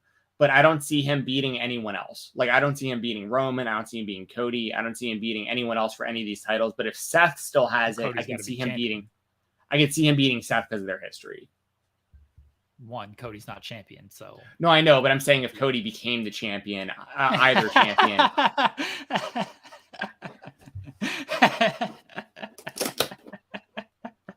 I'm just gonna keep showing action figures today. Anytime that guess is that a championship? Yeah. Is that a championship? Guess whose action figures I don't have, Jeremy? It's like trolling you with this Cody stuff. Yeah. I'm sorry, Jensen. No, it's okay. It's okay. We're already like a few months past WrestleMania, you know. I would hope you're over it at this point. I mean, I saw nightmares about Solo Sikoa's film hitting Cody's neck and stuff. But no, it's cool. I think about it all the time. But I we just got to make it till next WrestleMania is all. So just got to keep pushing. We only got another 7 months or something. So yeah. We when it comes to Logan and winning, okay, he's gonna take the briefcase all over the place and like, oh, this is great for WWE. It's great, easy publicity and everything. Does this translate to like actual viewership and money? I'm a serious question. I don't know if anybody like actually has an answer to this, but this is why they say like, oh, they have the big WWE title and they'll never change it because it's the big logo, and they send it to all the sports teams, and the sports teams hold it up, and it's like, oh, this is just great publicity for WWE. I'm sure it is, but does it actually lead to like new viewers, and does it actually lead to like more money for WWE? Just an honest question of, does this stuff actually translate, or does good storytelling and, logical things translate better? Like, the crowd, the people who are actually reacting now, like LA Knight, he's getting the reaction. Is LA Knight make more sense because he's already getting big reactions? Okay, maybe he's not going to be on Impulsive, which does like 1 million views every single week with the briefcase there, but he's already getting the big reactions from the fans now, and they're going to continue to react. And if you just tell a good story with LA Knight, is that better business for WWE? Honest question. Honest answer. Like Logan Paul does one video jumping off the ropes doing a selfie, and gets more social media hits in one night than LA Knight has. But does this need anything? Combined. It gets more eyes on WWE. Yes. Like, oh, it's like, oh, this casual person just scrolling their timeline sees it. But do they just scroll and move on? And it's like, oh, who cares? It brings awareness to the company that isn't getting out there otherwise, just worldwide in general. What's the biggest story right now? Bloodline, right? That's undeniable fact. For sure, yeah. They don't go on talk shows. Roman Reigns does media appearances for Mania, but otherwise, they don't go on talk shows or anything. It's drawing eyes because it's good, compelling television. Not because it's just like, oh, Roman Reigns is out there promoting the company. The Usos are out there promoting the company. It's drawing eyes because people are like, oh, I want to see what happens next here. Not because Roman Reigns is on Jimmy Fallon with the title around his shoulder. But don't you also think that WWE cares about like their social media numbers, like going, like that's almost just as important as this at this point as like TV ratings and stuff is like social media engagement and stuff. And he brings them a ton of that LA Knight would never bring them. It does. And this is what I'm saying, though, of how much does this stuff translate? How much do they care? Well, it doesn't necessarily, I guess what I'm saying is it doesn't necessarily have to translate into like more people watching the show. There's more people following their social media. There's more people engaging and commenting and sharing. And there's a way more buzz for the company when Logan's involved, just overall in general. There's more buzz for the company from, on like socials and stuff. But again, are these people watching the shows? Brutality says like Logan fans might tune in for his match. There's no telling if they stick around for anything else. You'd get super casual watching for a single match. And like that might be true, but they're going to watch regardless. The Money in the Bank briefcase this is what I'm talking about. This is the Money in the Bank briefcase being behind him every single episode of Impulsive mean that the million people who watch Impulsive, they're going to be like, oh, what's that? Oh, WWE. Oh, I'm going to watch this. But Logan's not part of the show. Sure. No, and I get what you're saying, but I think that there are people that not going to be all, not a million people, but there will be a percentage of, I don't know what that percentage is, but there will be a certain amount of people that will see that will watch WWE that weren't watching it before because they know Logan Paul is involved and he could show up at any time and become the champion. They're big Logan Paul fans. Like, I have to flip this question on you then. Okay. Do you actually think anyone is specifically watching the show for LA Knight? Like, or is he just a part of a show that's really good? Like, is he part? Is the Bloodline the draw, and like LA Knight is also just over? But like, who's going? You know what I'm saying? Like, I don't think anyone's watching the show specifically for LA Knight. I think he's just also on a show that the Bloodline is good on. That's probably true, but I think more people might stick around if they see LA Knight and they know he's going to be there weekly and he's involved in something compelling and good. Whereas Logan Paul is only going to show up once every blue moon, and those people are probably going to watch anyway. Right. I see what you're saying. I understand what you're saying. My answer though, I guess for it would be, I do think that I think that there is value in putting the Money in the Bank briefcase on Logan Paul, like to draw in new fans. I think it will definitely draw in new fans, but I don't. It may not be to the level of like. I get what you're saying. Like, is the juice worth the squeeze versus like someone who's there every week, like an LA Knight, to like have that kind of rub and that push and have the briefcase and the shot at the championship and all that? Is that better? It might be. I mean, it might be, but. I think that there's a lot more there's a very unique opportunity they have with Logan Paul. And then on top of that, I was just flat out say it. Logan Paul has better matches than LA Knight does. Straight up. Aren't they already utilizing that opportunity just by the fact that he's part of the company and promoting the company and everything? Like, again, how much does this briefcase, he holds this briefcase behind him? Because if he can, and then it's like, hype up the idea, because if he can hype up the idea to his fan base that at any moment he can become the WWE champion with this thing, I think that there is value in that. Okay.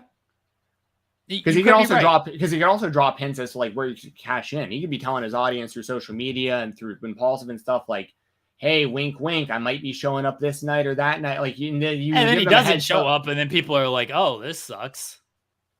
I mean, that's assuming he doesn't show up when he says he's going to show up. But I mean, Logan Paul's never or he just shows up, and then a ton of people tune in for it. Never lied. But I think that honestly, I think the biggest reason that this conversation is even like a debate at all is because LA Knight, a lot of the fan base wants LA Knight to win this thing, and they think he deserves it, and they're going to feel like Logan Paul is jumping the line if he wins it, and that's unfair to a lot of people. And I get that line of thinking too, but I also think that Logan Paul is more famous than everyone else in the ladder match combined, and that's why he's going to get a big push. So I'll take LA Knight out of the equation and say, I mean, he's the most over guy in the match, but I'll take him out of the equation and just say, do fans care more about the actual stories on television and doing good stories in that, or does that do more for the company? Or is it, oh yeah, Logan Paul is going to draw people because they see the briefcase, and so maybe they'll watch our show. LA Knight doesn't have to win. Ricochet can win. And you just do a good story with Ricochet. Does that mean more in terms of audience engagement, in terms of audience viewership, in terms of people who show up, spend money on merchandise and everything? Or does Logan Paul having the briefcase behind him on Impulsive, like, all right, now I'm going to tune in because what's that briefcase? Oh, Logan Paul's, I'm going to tune in. Oh, Logan Paul's not there. Sure. Well, I'll say, like, obviously, I like Ricochet, I like Butch, I like Santos Escobar, I like Damian Priest, I love Shinsuke Nakamura. Like, there's people in this match that I'm a fan of and have been for a long time. But let's also be honest. Like, how much has the Money in the Bank briefcase done for most people, especially lately? Anyways, like, they just have a really unique opportunity to do something different and have mainstream attention with Logan Paul doing this. But I mean, we at one point Otis had this thing, and like. You know what I mean? Like, how much value is there actually in putting the Money in the Bank briefcase even on? If you let's say they put it on Butch, okay, like, is that going to really? I mean, that'd be cool, but like, I don't think it's bigger than Logan Paul carrying that thing around. They had Bad Bunny as the 24/7. He was on SNL with that title. Mm-hmm. This is all during like pandemic times as well, so like there ain't that much on television. They had Bad Bunny out there with this title. And it didn't lead to like any type of monster increase in viewership. Bad Bunny is bigger than Logan Paul. Sure, but there's increased viewership when Bunny's on the show. The 24/7 title was a joke, and I think everyone knew that. Okay, but if they're on the show, Logan Paul on the show, he's on the show. I'm talking about just having him with the 24/7 title, and he's just carrying it around. It's like, oh, what's that? Oh, 24/7 title. Oh, WWE. Oh, and tune in. They're going to tune in if Logan's on the show, regardless if he has the briefcase or not. But I think there's way more interest if, like, when you tune in, he can become the champion. Like, he's got a key to the championship. People would care about that. It's different than him just being there. He shows up and just gets a title shot anyway. Yeah, it was a really good match with Roman Reigns. He's just going to get his title shot. Logan showing up. Logan is the draw. Not, we're going to have a briefcase sitting in the background of Impulsive, and now we're just going to convert a bunch of new fans that way. Mm-hmm. I think it gets more eyes on certain things. It definitely just leads to more like overall publicity for the company. Again, this is why they send the title out and they got the big, WWE logo on it. It's like, look at Patrick Mahomes during the parade with this title. It's like, oh, that's a WWE title. I think most people know what WWE is at this point. I don't think they're hurting for like, regular people. Just like, what's WWE? I think most people understand what it is. It's like, okay, what's going to actually get you to watch the television show? I don't think Logan Paul just carrying around this briefcase and showing off on Impulsive does anything. If they give it to Logan Paul and they tell a compelling story with that, fine. But he's only going to show up every now and again. I don't buy the idea that Logan Paul needs to win this because he's going to carry it around everywhere and this is big for WWE. If you want to tell me Logan Paul needs to win this because that's the best story, that's the best use of the briefcase, fine. I would buy that idea much, much more. But I don't even think that's the case either. Gotcha. Well, we can agree to disagree on that then. I think that I think you'd be surprised how many people in Logan Paul's demographic don't know what the WWE is. They might know the logo, but a lot of them still don't. Well, they've done a shitty job because he's been in the company for 2 years now. Well, I'm just saying, like, hype beasts in general, not just specifically Logan Paul fans. There's a lot of people that just basement dwell on YouTube all day that don't that think UFC and WWE are the same thing still, like straight up. So like, well, they almost are. There's similarities. There's definitely similarities. I'd actually agree with a lot of that, to be fair with you, and definitely troll a lot of people in the process. But my point is, like, well, here's the thing. I get where you're coming from. I think you understand where I'm coming from too. Yeah. And there's not really a right or wrong answer on this. At the end of the day, you can be in one of two camps. Basically, you can be in the Logan Paul camp and thinking that it could be a really cool opportunity for them to do this, or you can be the camp of like, it should go to somebody who's more deserving, who's going to be on the show, you can build a better long-term story around. But I mean, none of these guys are beating Roman Reigns for a title. None of these guys are beating Roman Reigns. So like, if maybe LA Knight can win this thing and maybe he gets one over on Seth Rollins or something, maybe that's possible. But I think that there is a story there between Logan Paul and Seth Rollins also that's we haven't touched on. But I also have to leave in 5 minutes and want to talk about Blake Christian, so I don't want to miss out on that either. Okay, well, let's first off, Wrestle Rumble, please. Last call for Wrestle Rumble entries. Leave a Wrestle Rumble in the chat, and you'll get your entry in. Jensen, if you want to talk about Blake Christian, go for it. Okay, really quick, I'll give you my quick predictions for Money in the Bank, just really fast. I'm going to go Gunther over Matt Riddle. I'm going to go Shayna Baszler and Ronda Rousey to retain. I'm going to go Usos over the Bloodline. I'm going to go Rollins over Balor, Cody over Dom. I'm going to take Io Sky in the women's Money in the Bank, and I'm going to take Logan Paul in the men's Money in the Bank. So those are my official predictions. And go to WrestleRumble.com, join the Money in the Bank Pick'em contest, and there's going to be a whole lot more questions than just like winners and losers to this stuff. There's going to be a lot of like prop questions and time questions and stuff. So go over there. Top prize, $500. Second and third both get 100. Fourth and fifth, mystery prizes. They also have a belt giveaway going on through, I think, SummerSlam or not SummerSlam. Yeah, SummerSlam, I think. They have like a long running belt contest going. I'm going to double check when that's actually, yes, the Summer Gold contest. So go check that out. That is going to be going on until SummerSlam. The entries are only $1 if you want to check that out. As far as my thoughts on the indies real quick, Blake Christian this week, over this past weekend, defended the GCW title 3 times. First defense was over Gringo Loco. Second was over Adam Priest. Third was over the Locksmith, Brandon Williams. The match with Gringo Loco, all 3 matches I thought were really good for what it's worth, just right off the bat. The Gringo Loco match, shout out to Gringo. He rolled up Blake in a Mostral cradle, and Blake got his hand on the rope, but the ref missed it initially. Everyone thought Gringo Loco had won the championship in his hometown. I think his hometown. I think they were in Chicago for that one, and I think he's from Chicago. He won the title. Everyone thought he won the title.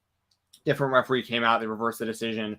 Blake Christian ultimately walked out of there as the champion after they restarted the match. Second match, Adam Priest, I thought was really, really good. He attacked him before the bell, hit him with the DDT, hit him with a pile driver, went up top for the Alabama Jam, and couldn't connect. Ultimately, Blake Christian winds up winning that one, also with a curb stomp, just like the Gringo Loco match. And then the third match, he wrestled Brandon Williams, who you're going to hear from here in just a second. Me and Jeremy interviewed the Locksmith, and that match was really good as well. The finish of that one was brutal. We talked about it at the top of the interview, but Blake hit him with a double stomp to the chest. That also got him in the face. And then he came down. Brandon, usually when someone takes a curb stomp, obviously they're going face down into the mat. Brandon somehow had gotten turned over onto his back, and Blake came down, basically missile drop kick to the front of the face. Just brutal stuff. And a really just a great technical match there, especially in that one for Blake and Brandon. So I wanted to throw that out there as a quick independent spotlight there for the show today. Shout out to Blake Christian for 3 title defenses of the GCW championship. And also, the other week we talked about it a little bit off screen, but Blake Christian had to miss GCW shows last weekend because he got pulled for Ring of Honor. And there was a lot of people talking about that online. And it was interesting because they just took the GCW title off Masha Slamovich, who's contracted to Impact.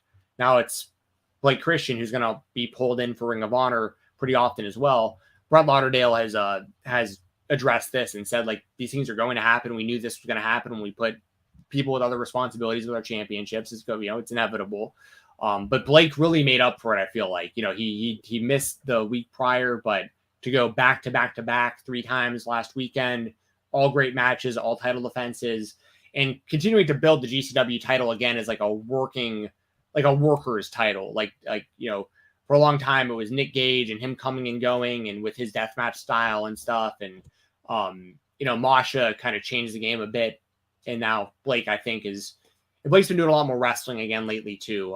He's been doing a lot of matches, but a lot of them were him kind of getting beaten up, being a coward, doing low blows, that kind of stuff.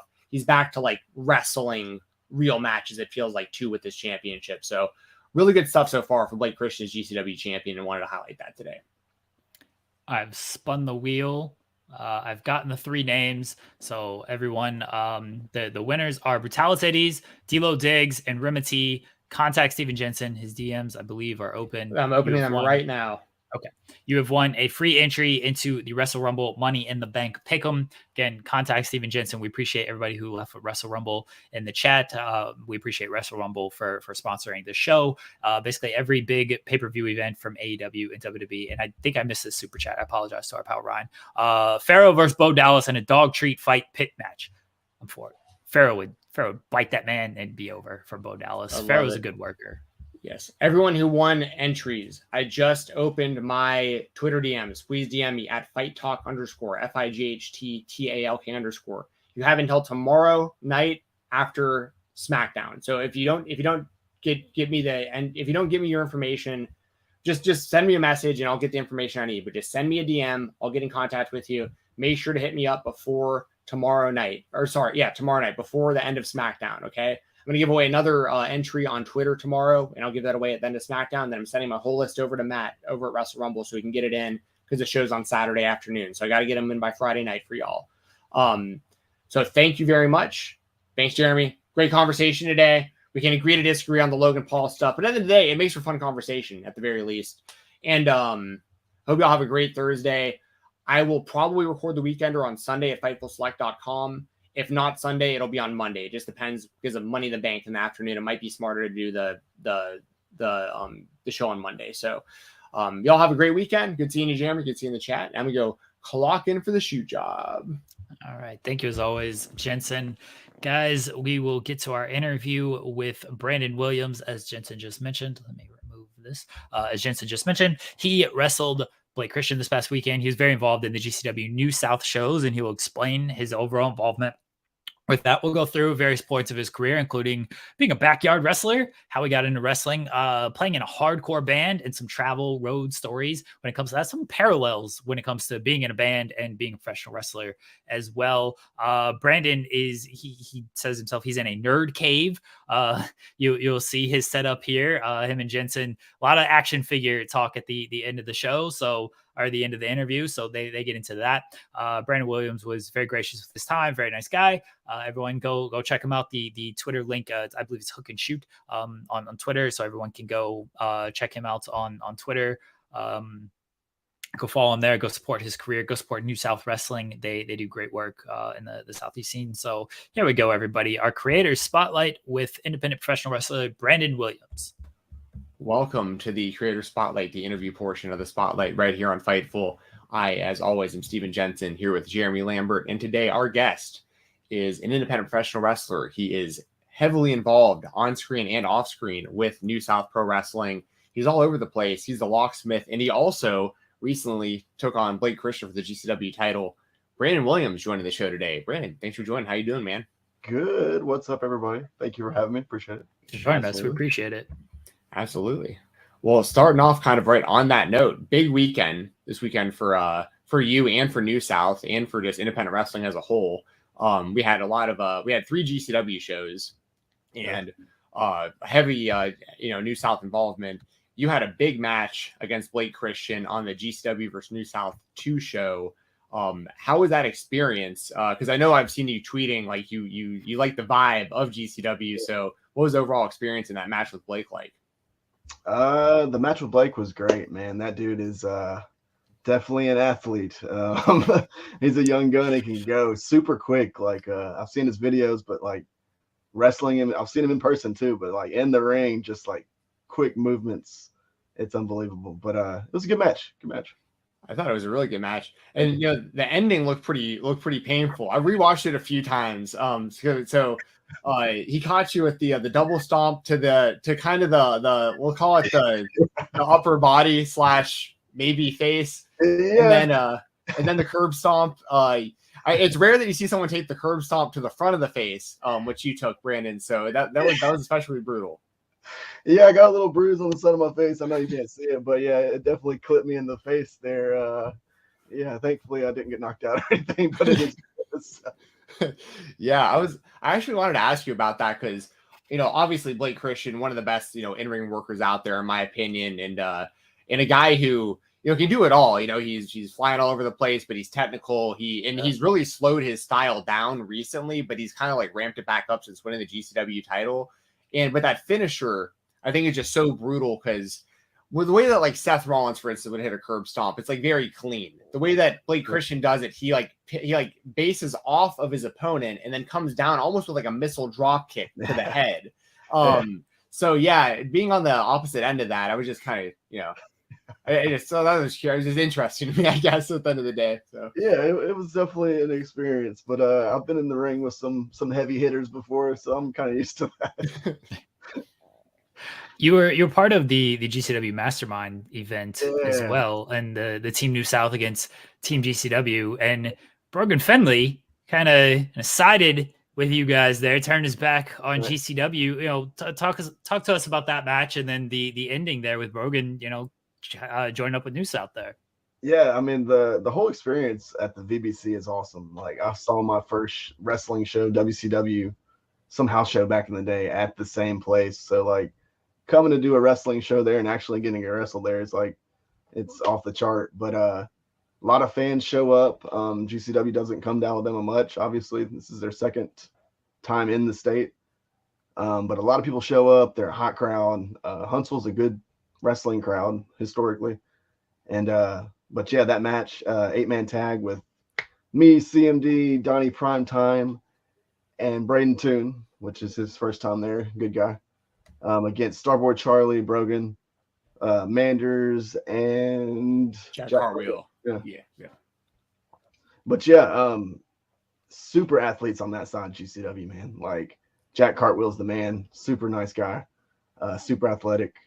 But yeah, at the end there, Brogan had to do the turn on him, man. You know, he had to stay loyal to the New South roots. He knew where he was coming the next night. So, you know, smart. Yeah. I'm going to say, I'm not going to say that I saw it coming, but like Brogan didn't quite fit in on the GCW team when you know his history in the Southeast. Like he's, you know, when I think of him, I think of New South action wrestling, like kind of this area, the Southeast. I'm based out of Atlanta, so I see a lot of y'all coming through. I go to shows in Nashville. I used to live there for a long time. It was all Chattanooga. So, so yeah, I see you guys all the time. And so like when I saw Brogan turn, I was like, the same kind of thing with like Bobby Flacco. I'm like, how loyal is he to GCW in comparison to like these dudes? You know what I mean? Right. But how is it, you know, being for those of you who may not know, Brandon Williams along with Dump Sanders own New South. How was it like to put that together, kind of like behind the scenes? Because I know you've worked with GCW and Brett Lauderdale in the past, but like how's that relationship and how's that all work to put all this kind of stuff together? Very good so far, man. You know, coming into it, I've only, you know, known of Brett Lauderdale, never met him in person. So I'm always kind of skeptical of people when I meet them. But he's a super cool guy, man. Very professional about how he runs stuff. Yeah, it's the Versus show was great. Like being in Florence at that brewery draws a lot of people there with GCW in town, especially more. So yeah, it's just a good working environment with them, man. And was there any feedback from Brett to potentially do some more down the line? I know these shows were on Fight TV as well. Is that a possibility at all? Yeah, I know there are plans to come back. I'm not sure exactly when that is. I don't know if it's at the tail end of the year or possibly again January, February. But they definitely plan on coming back, and hopefully we get another Versus show. I'm not sure yet, but I'm assuming. So who knows? I was curious about something. We're kind of going to go all over the place with this interview, but I was curious. So I'm always interested in looking at people's cage match website, the website cage match, and seeing like the history and the matches and all that stuff. Yeah. And it's not always accurate. On your, I was curious. Yours, there's a gap from like 2006 to like 2018. Yeah. Is that accurate? And if so, no, like, okay. I was like, I feel like I've been watching you for unless they got like my backyard career or something. I don't think it's like on there. Yeah, I was so confused when I was reading through that. I was like, this doesn't make any sense. So I've been going to email them, but I'm a procrastinator, man. Like, oh, that's too funny. How did like I guess New South and everything come together for you behind the scenes there with Dump and that whole team there? Yeah, we basically started it, and let's see, this is going on year 8. This is our 8-year anniversary coming up in August. Basically, you know, I've known Dump since I was doing backyard wrestling at the age of like 17, 18, you know, young kid. I met him. He was working around local shows in the area and stuff like that. And then I moved to California, did music and all kinds of stuff like that. And when I eventually came back, I just kind of like started going some local shows, man, and they're not good at all. And it's just like kind of one of those things like, hey, man, let's go check out this show and go watch it and, you know, have fun. But I was sitting there thinking like, man, you know, we should, you know, try to start something, man. At least, you know, I think we can do it better than this. At least, you know, let's just start to do one show.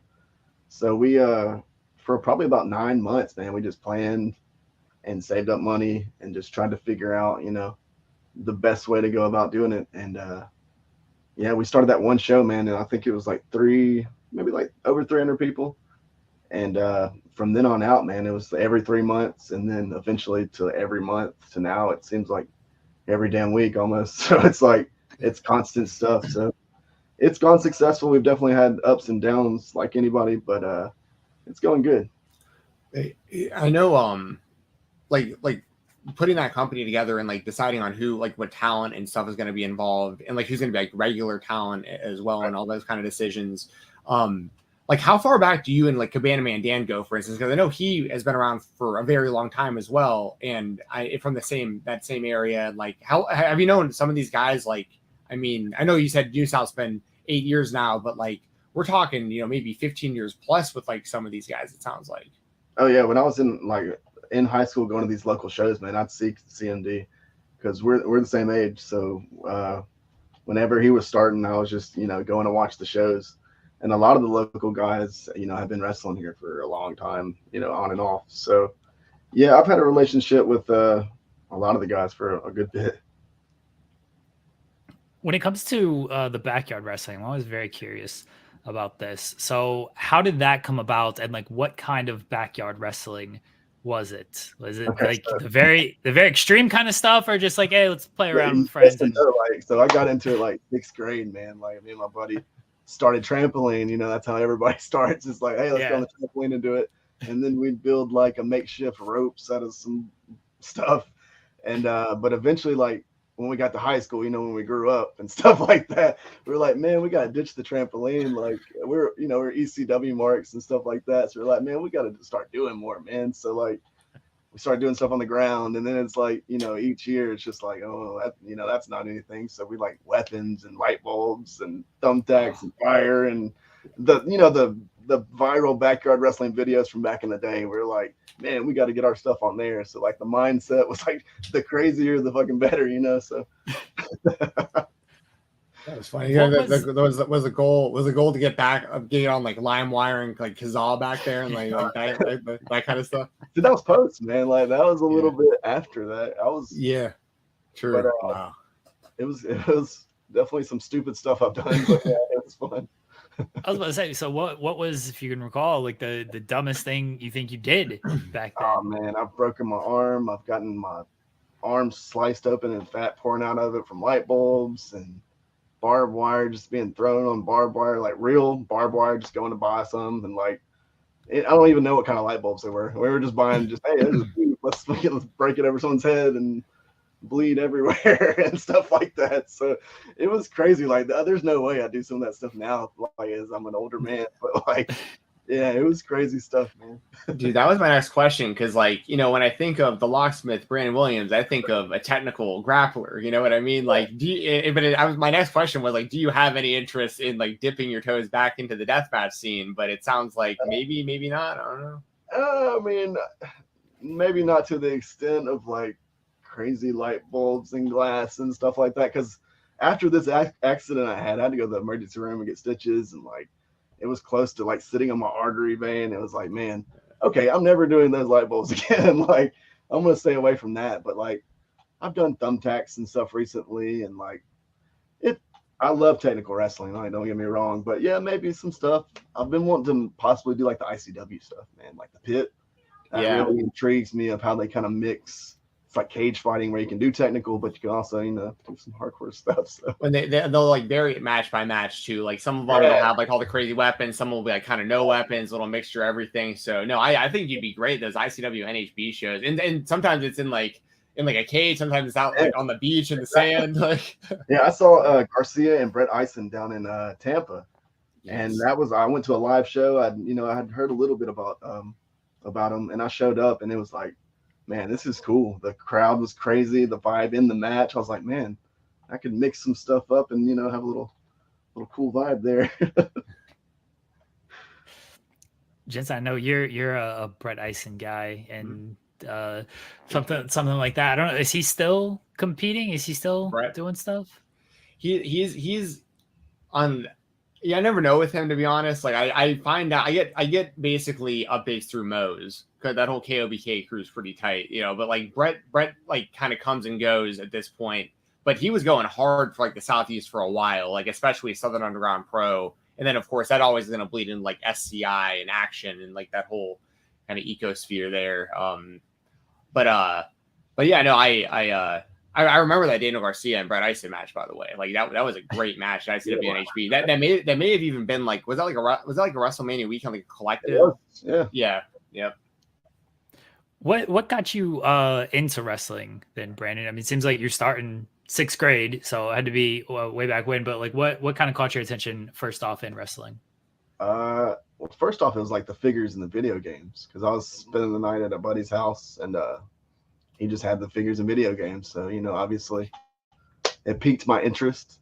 And because before then I'd kind of just put off wrestling. Like I just didn't even pay attention to it. I just heard people and kind of thought it was silly. And then I started watching it. I was like, man, this is really cool. And like, it's kind of like, man, do I really like this? I'm like, yeah, I actually really like this. And then it turned into an obsession.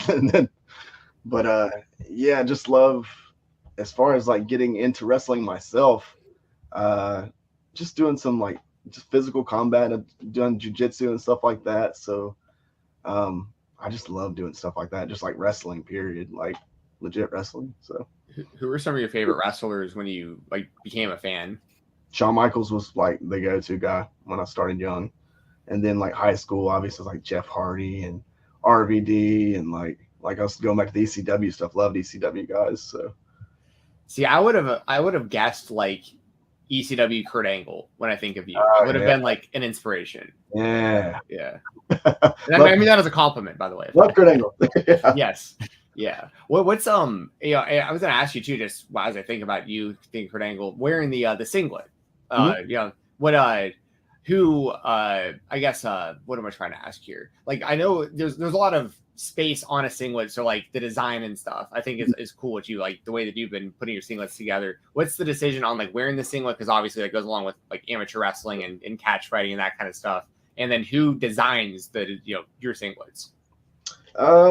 Who makes my singlets is Break Night Creative. They make some good gear, and I've had a couple of different people make my gear designs. Juan Ortiz over at Of the Dead Designs, I know he's done a bunch of stuff for AEW and stuff.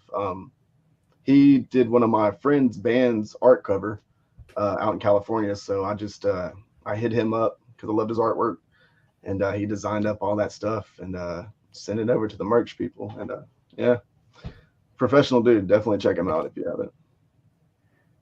I'm going to switch away from wrestling for a second, because you mentioned this a couple of times, going to California with the band. Tell me about this. Like what was this band? I'm into like hardcore music, man, like Terror, Hate Breed type of hardcore stuff. So I booked a bunch of shows out of high school. Like I think Whitechapel played their first Alabama show with me. Bands from like My Children, My Bride, Maylene, to all the Nashville hardcore bands. I did that for a long while after high school. And then moving to California, I was wanting to play in a band. So I was just like, I'm going to find a band and see if they'll let me do some merch for them, you know, hit the road with them. And so that's what I did, man. I just met some bands, made some friends, and I was like, let's hit the road. I'm in California. Let's live it up. I can work at Chili's and, you know, hit the van and ride on the floor and stuff like that. So what was that life? What was that life like? Because I imagine like trying to make a break as a musician, it's maybe a little similar to trying to make a break as a wrestler. So like, are there some similarities there? So parallel of like even your tier of like bottom bands to the top of, you know, that are making the money and getting booked across the country. It's kind of the same, you know, parallel stuff there. And it's definitely another hustle business, man. Like those bands make their money off their merch, almost similar to, you know, independent wrestlers. So it's gotten better over the years with like streaming and stuff like that. There's a little bit more ways to hustle money, but yeah, it's definitely similar for sure. Sleeping on the floor. I would say, yeah, sleeping on the floor. I imagine sleeping in many times, right? Yeah, having the side hustles of it seems like everybody works at a restaurant in California as they all try to make it in the entertainment business. That's the bit, right? You gotta live in your car at least once, you know. Yeah. Any good like I guess sort of like other band stories? We talked a little bit off air, and I know you don't partake in like drinking, but like any good like road stories or trashing a hotel story as a member of the band? One of my crazy stories living in California, I just hopped in the van and they said we're going to a show. And it was a house show out, I don't know, 2 hours away from wherever I was. I was just, whatever, we're getting in the car. So I get there and I'm an avid smoker. I don't know if I can say that on here, but I smoke. Sure. So yeah, I'm in California, in Rome. So I haven't smoked in days. So I'm like, man, I need some smoke. And this girl comes up with 2 cookies and was like, you should probably only eat one of these cookies, man. And I'm like, nah, man, I smoked. Like, this ain't gonna be nothing. I had enough edibles at this point. And I ate 2 of those edibles, and it was the Power Trip house show. And Power Trip's one of my favorite bands now. You know, rest in peace, Riley. But yeah, first time seeing them live in a small shed with about 30 people. And it was like another planet, man. Like, I couldn't even go to the work the next day because I was so blitzed. But yeah, definitely take those with caution, I guess. Oh yeah, even if like you are an avid smoker, you do an edible, and you did two, yeah. That I can see how right now. That's too funny. I saw a tweet the other day about something really similar where like someone mentioned that they took edibles and like it was like their first time taking them and they think they took too much and they explained like what they had taken and like the top comment underneath it was like, bro, go outside, grab the grass in your front yard and just hold on. Oh man. Oh man. Jensen, sorry, I know I got off track there with the band questions, sure. but you want to circle back to some wrestling? I'm just very curious about the playing in a band like that. That's very interesting. Yeah, definitely a lot of parallels there that I hadn't really thought about, but it makes total sense, especially with the merch and the travel and the grinding and the side jobs and all that. It totally makes sense. I mean, do you sorry again? Do you still play? Like, do you still play an instrument and like try playing? I play guitar. I haven't played as much lately because I'm always busy with wrestling. But right before I started training wrestling, about 5 years ago, I started training. I was in a band and we kind of played a few years and just it is what it is. We just kind of quit, and that's when I started training. But yeah, we put out a couple of small EPs, blah blah blah. But yeah, it was fun. Nothing big, obviously. That's cool though. Yeah, that's still awesome. Yeah. As far as I guess like with wrestling with New South, some other questions I had about some of the younger talent that you guys have pretty often. Guys like Hunter Drake and Tyler Franks and those kind of guys. Was it like seeing kind of their ride? Like a guy like Hunter Drake, for instance, who I feel like just the other day I was watching him as the Talladega Nights, and now he's like popping up everywhere and killing it, doing Spanish flies off balconies and stuff. Right. So yeah, what's it like seeing like these younger kids like really come up through New South and now they're really blowing up, kind of everywhere? No, it's very awesome because I met those guys. We almost started training around the same time. And they were young kids then doing the stuff I was doing. I was young, backyard wrestling. So they'd send me like videos of them on the trampoline and stuff like that. So like seeing them like actually go to training, and half the people that start training don't continue to show up. So but yeah, seeing them being able to do that and then get to the point where they are now, I mean, it's insane, man. Because I didn't think it would happen, but they put in the work, and it goes a long way.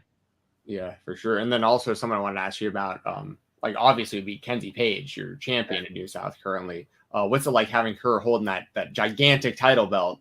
And I mean, she's just obviously ultra talented and has a lot of exposure, a lot of eyes on her right now, and doing great stuff. And she had that death match that those girls had at the end of that last GCW show with New South was violent but very entertaining. Yeah, one of my best matches is with Kenzie Page. I know a lot of people are skeptical on like intergender wrestling and stuff like that, but man, she can go. Like seriously, she is really awesome at like everything from the wrestling part to understanding it to promos to she gets it, and at such a young age. Like she's gonna go somewhere. She knows she's gonna get paid a lot of money one day. So it's nice to have her around now while we can. Yeah, for sure. Another guy who I'll put him over on this show because he's probably watching right now.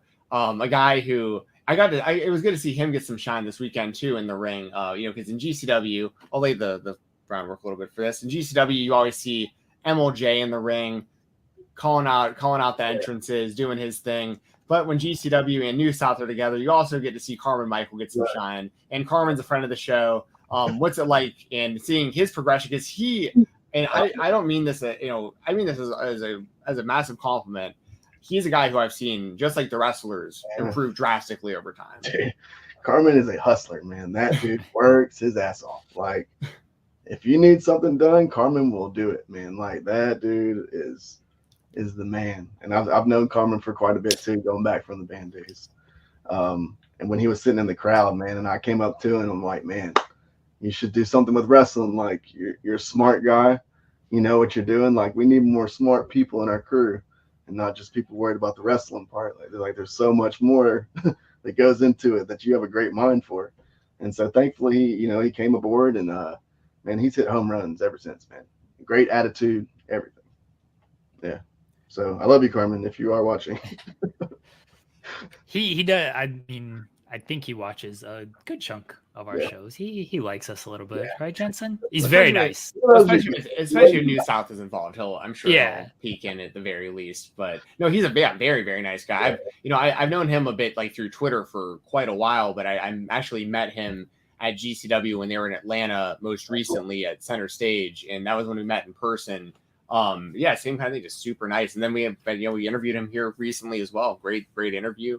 And a guy who, like, as you just said, and he's a real, and this is kind of a stamp of approval. It's cool hearing from you being essentially his boss at New South, hearing you say this, because he is a guy who's a really good example of, just like you said, being like versatile. And he said he started in like helping with like audio and lighting, and then it's like next thing you know, you need a little help with this, a little help with that, and now you're like fully involved in like an actual like important aspect or important kind of cog in the whole machine for what they do. So really cool to see. He's a Swiss Army knife, man, and that's very, very valuable to have in running wrestling shows, man.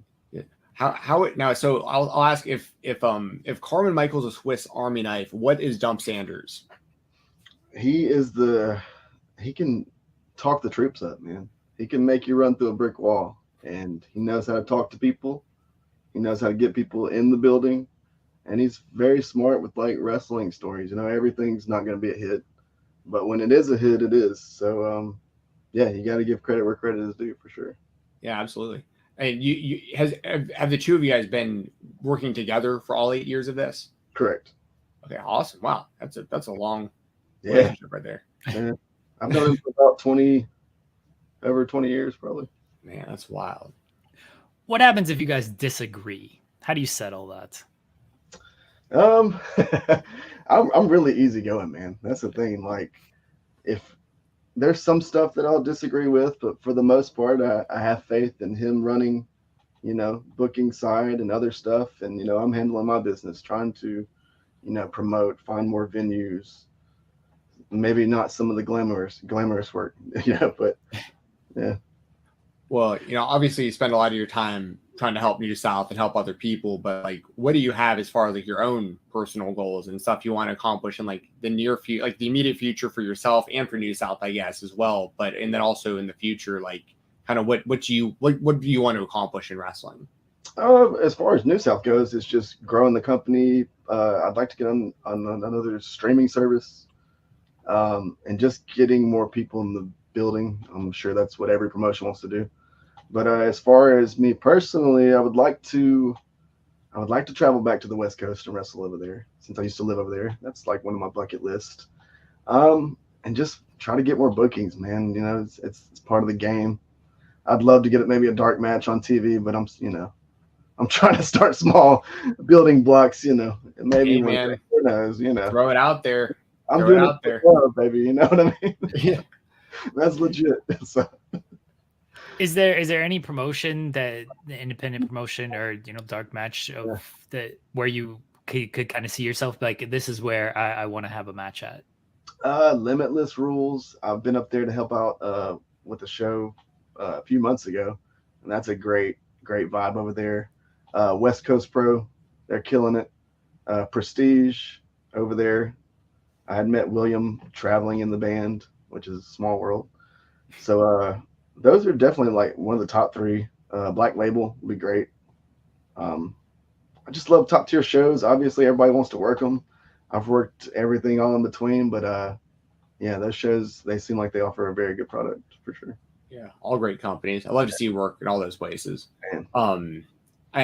You mentioned this, and I definitely don't need like to name names or like really give any information you don't want to. I'm just curious because it's pretty rare. We do talk to quite a few promoters on this show, but like this is a really interesting time in independent wrestling because of the streaming and you know, for quite a while it was kind of everything was on IWTV.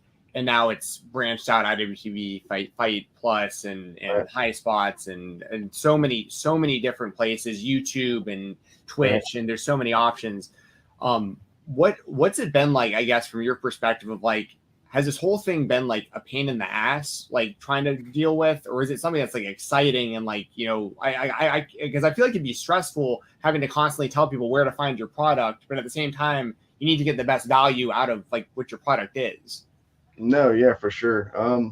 I enjoyed our time with IWTV, man. I like the guys behind it.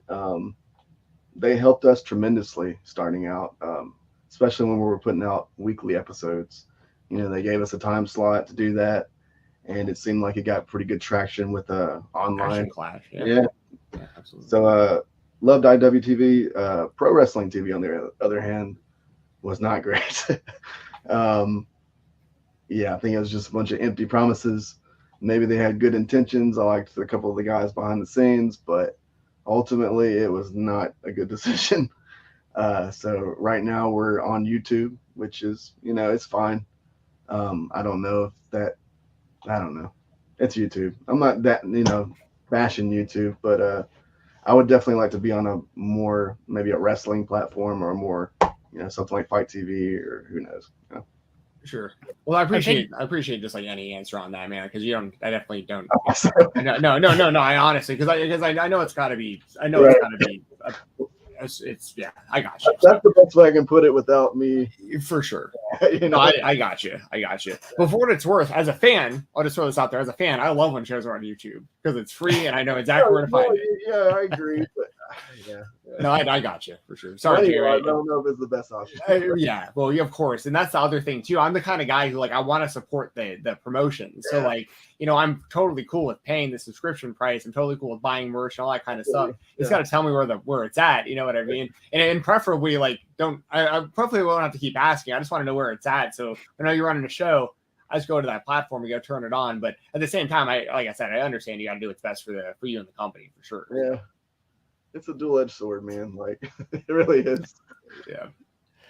Well, I hope the shows this past weekend with GCW did well, and you know, Fight TV is always looking for different stuff. I know when IWS ran a show with GCW earlier this year, that kind of led to we had Shane Hawk on a different show, and he said like, yeah, that did well. And then Fight TV wanted to put IWS on their platform, so hopefully that partnership helps lead to a bigger partnership with things. We'll throw that out there and hopefully speak that into existence with things. You mentioned booking venues. I know you've wrestled for a while. Now that I know you've played in a band and played gigs, what is the strangest place you've ever wrestled in or played a band gig in? Because I imagine some of those places were a little, what have I got myself into here? Yeah, the band gig's probably a little bit more weird. I wouldn't say weird. We played at some frat house in Auburn, I think, and we're a hardcore band, and I don't even know why we played, you know, down there with people. But it was just a weird environment. Yeah, college towns are weird anyway. But as far as wrestling goes, man, maybe the arena, I guess, you know, as far as like crazy places I've been, Jeffersonville, Indiana is kind of crazy itself. But I mean, not too much crazy stuff. There's a lot of, you know, local Alabama shows that run in some sketchy parts of town, backwoods, Alabama stuff. So I guess you could add that. I guess, yeah. I can only imagine. Like in that area. I can only imagine. Man, that's the thing. That is that crazy, man. Yeah. I think we said the same thing to Hunter Drake. I think he was kind of saying the same thing where he was starting. He's like, I'm just showing up to these places. Yeah, like venues, you know what I mean? Oh my gosh. Yeah, I don't know if I don't think we've asked this yet. I was curious. What's your favorite match as a fan, and like, what's your favorite match that you've actually had as a wrestler? Oh man, as a fan, I don't know if I can pinpoint a match. I liked a lot of the RVD Jerry Lynn feud back then. Super athletic stuff. I loved the Mike Awesome and Spike Dudley. I was a big Spike Dudley guy because I was a small guy back then. So like, I was like, that's my boy. You know what I mean? And like, dude, seeing Mike Awesome throw that man like a rag doll. Like, and I went to actually Guilty as Charged 2000 in Birmingham, and I was looking like the third row, man, and like seeing like I have Spike Dudley's blood on my shoe, and I'm going to school the next day. Like, oh, I'm saving this dude for my whole life, and like.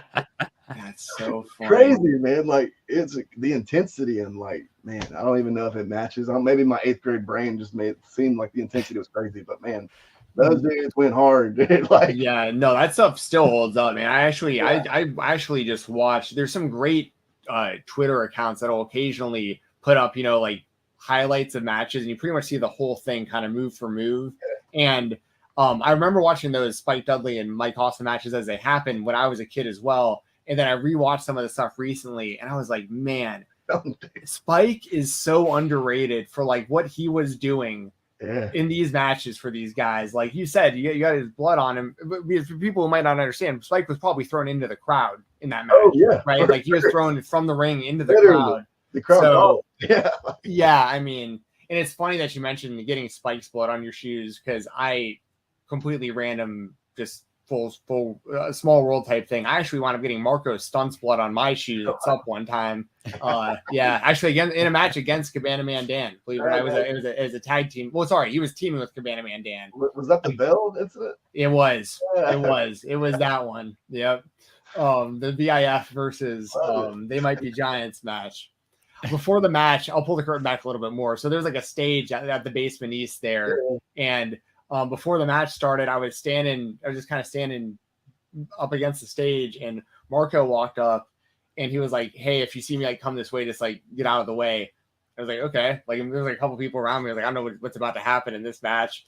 And I see Marco take a piece of tape and a blade and put it like right behind where I was standing. And I was like, what's about to happen? Because like people weren't blading and stuff up to this point. Like there had been no death matches. The closest thing was Righteous Jesse and Brett Eisen had like a heated match where they used a fork, but like that was pretty much it, in a stapler. But like, so anyway, long story short, before I know it, Marco's where I'm at. Marco's gushing.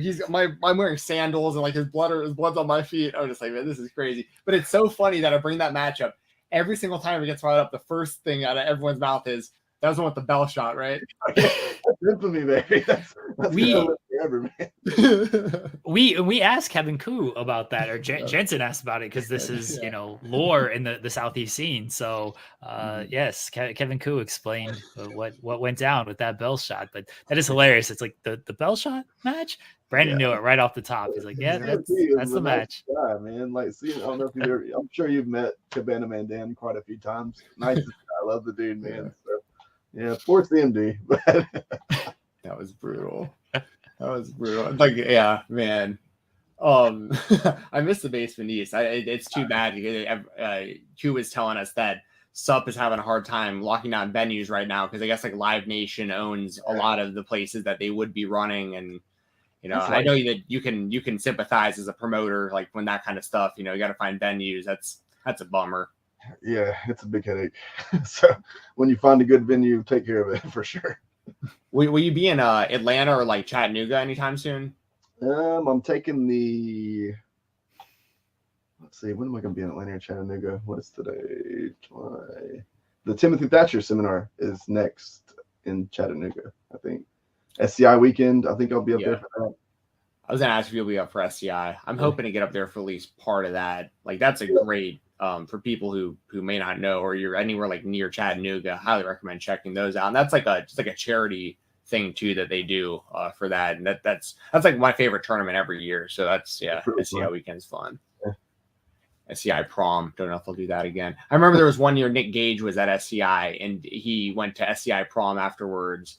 And for people who don't know, SCI prom is basically just like, it's like a weird karaoke like kind of celebration. Like it's very hard to explain.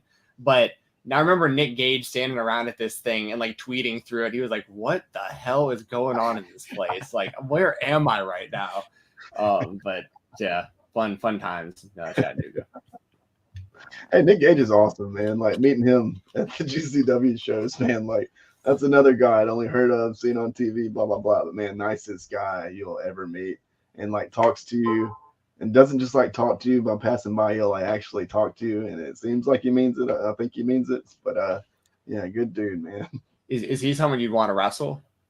I don't know, man. If I get back to my backyard days, maybe I'll break that back out and wrestle Nick Gage. So I was gonna say, when you mentioned you did backyard wrestling and now you're more of a technical guy and everything, Nick Gage is actually like king of the death match and everything. Right. He's like a big Bret Hart fan and like loves the technical wrestling stuff. So you can do like a 2-match series. You can do a technical wrestling match, and then you can go into his environment and do like a death match. It'll be a submissions match, and then I have to do the death match for the fucking payout, man. There we go. There we go. See, I just booked this. Somebody Love give it. me a fee and somebody book this. Right. Call Brett right now. We're gonna make money. That's right. Oh, one other guy I wanted to ask you about real quick as we kind of wrap up, who's doing he's done great work in New South, and he's doing great work all over the place, is Adam Priest. Can you just kind of speak to Priest a little bit? I mean, I even see him here at Battle Slam. He's become a legend at Battle Slam here in Atlanta, man. So like he what's it like kind of working? I know you've wrestled the guy, and any just thoughts on Adam Priest, because he's really blowing up, and he got to wrestle Blake Christian the night before you. Yeah, that's right. I wrestled Adam once, and I think that was like my 16th match ever. Wow. A few years back, because I've only wrestled over probably about 130 matches, maybe. But yeah, Adam's got a motor. That dude can go. And I've seen him for like the past 5 or 6 years, wrestling the local shows to getting to where the level he is at now. And that's just through consistent work and hard work. And that dude gets it 100%. He'll be signed one day too. I really do think so, man. And probably, hopefully soon, Yeah, I agree. Man. Sorry, what's that? He killed it at GCW. Him and Blake Christian, great man.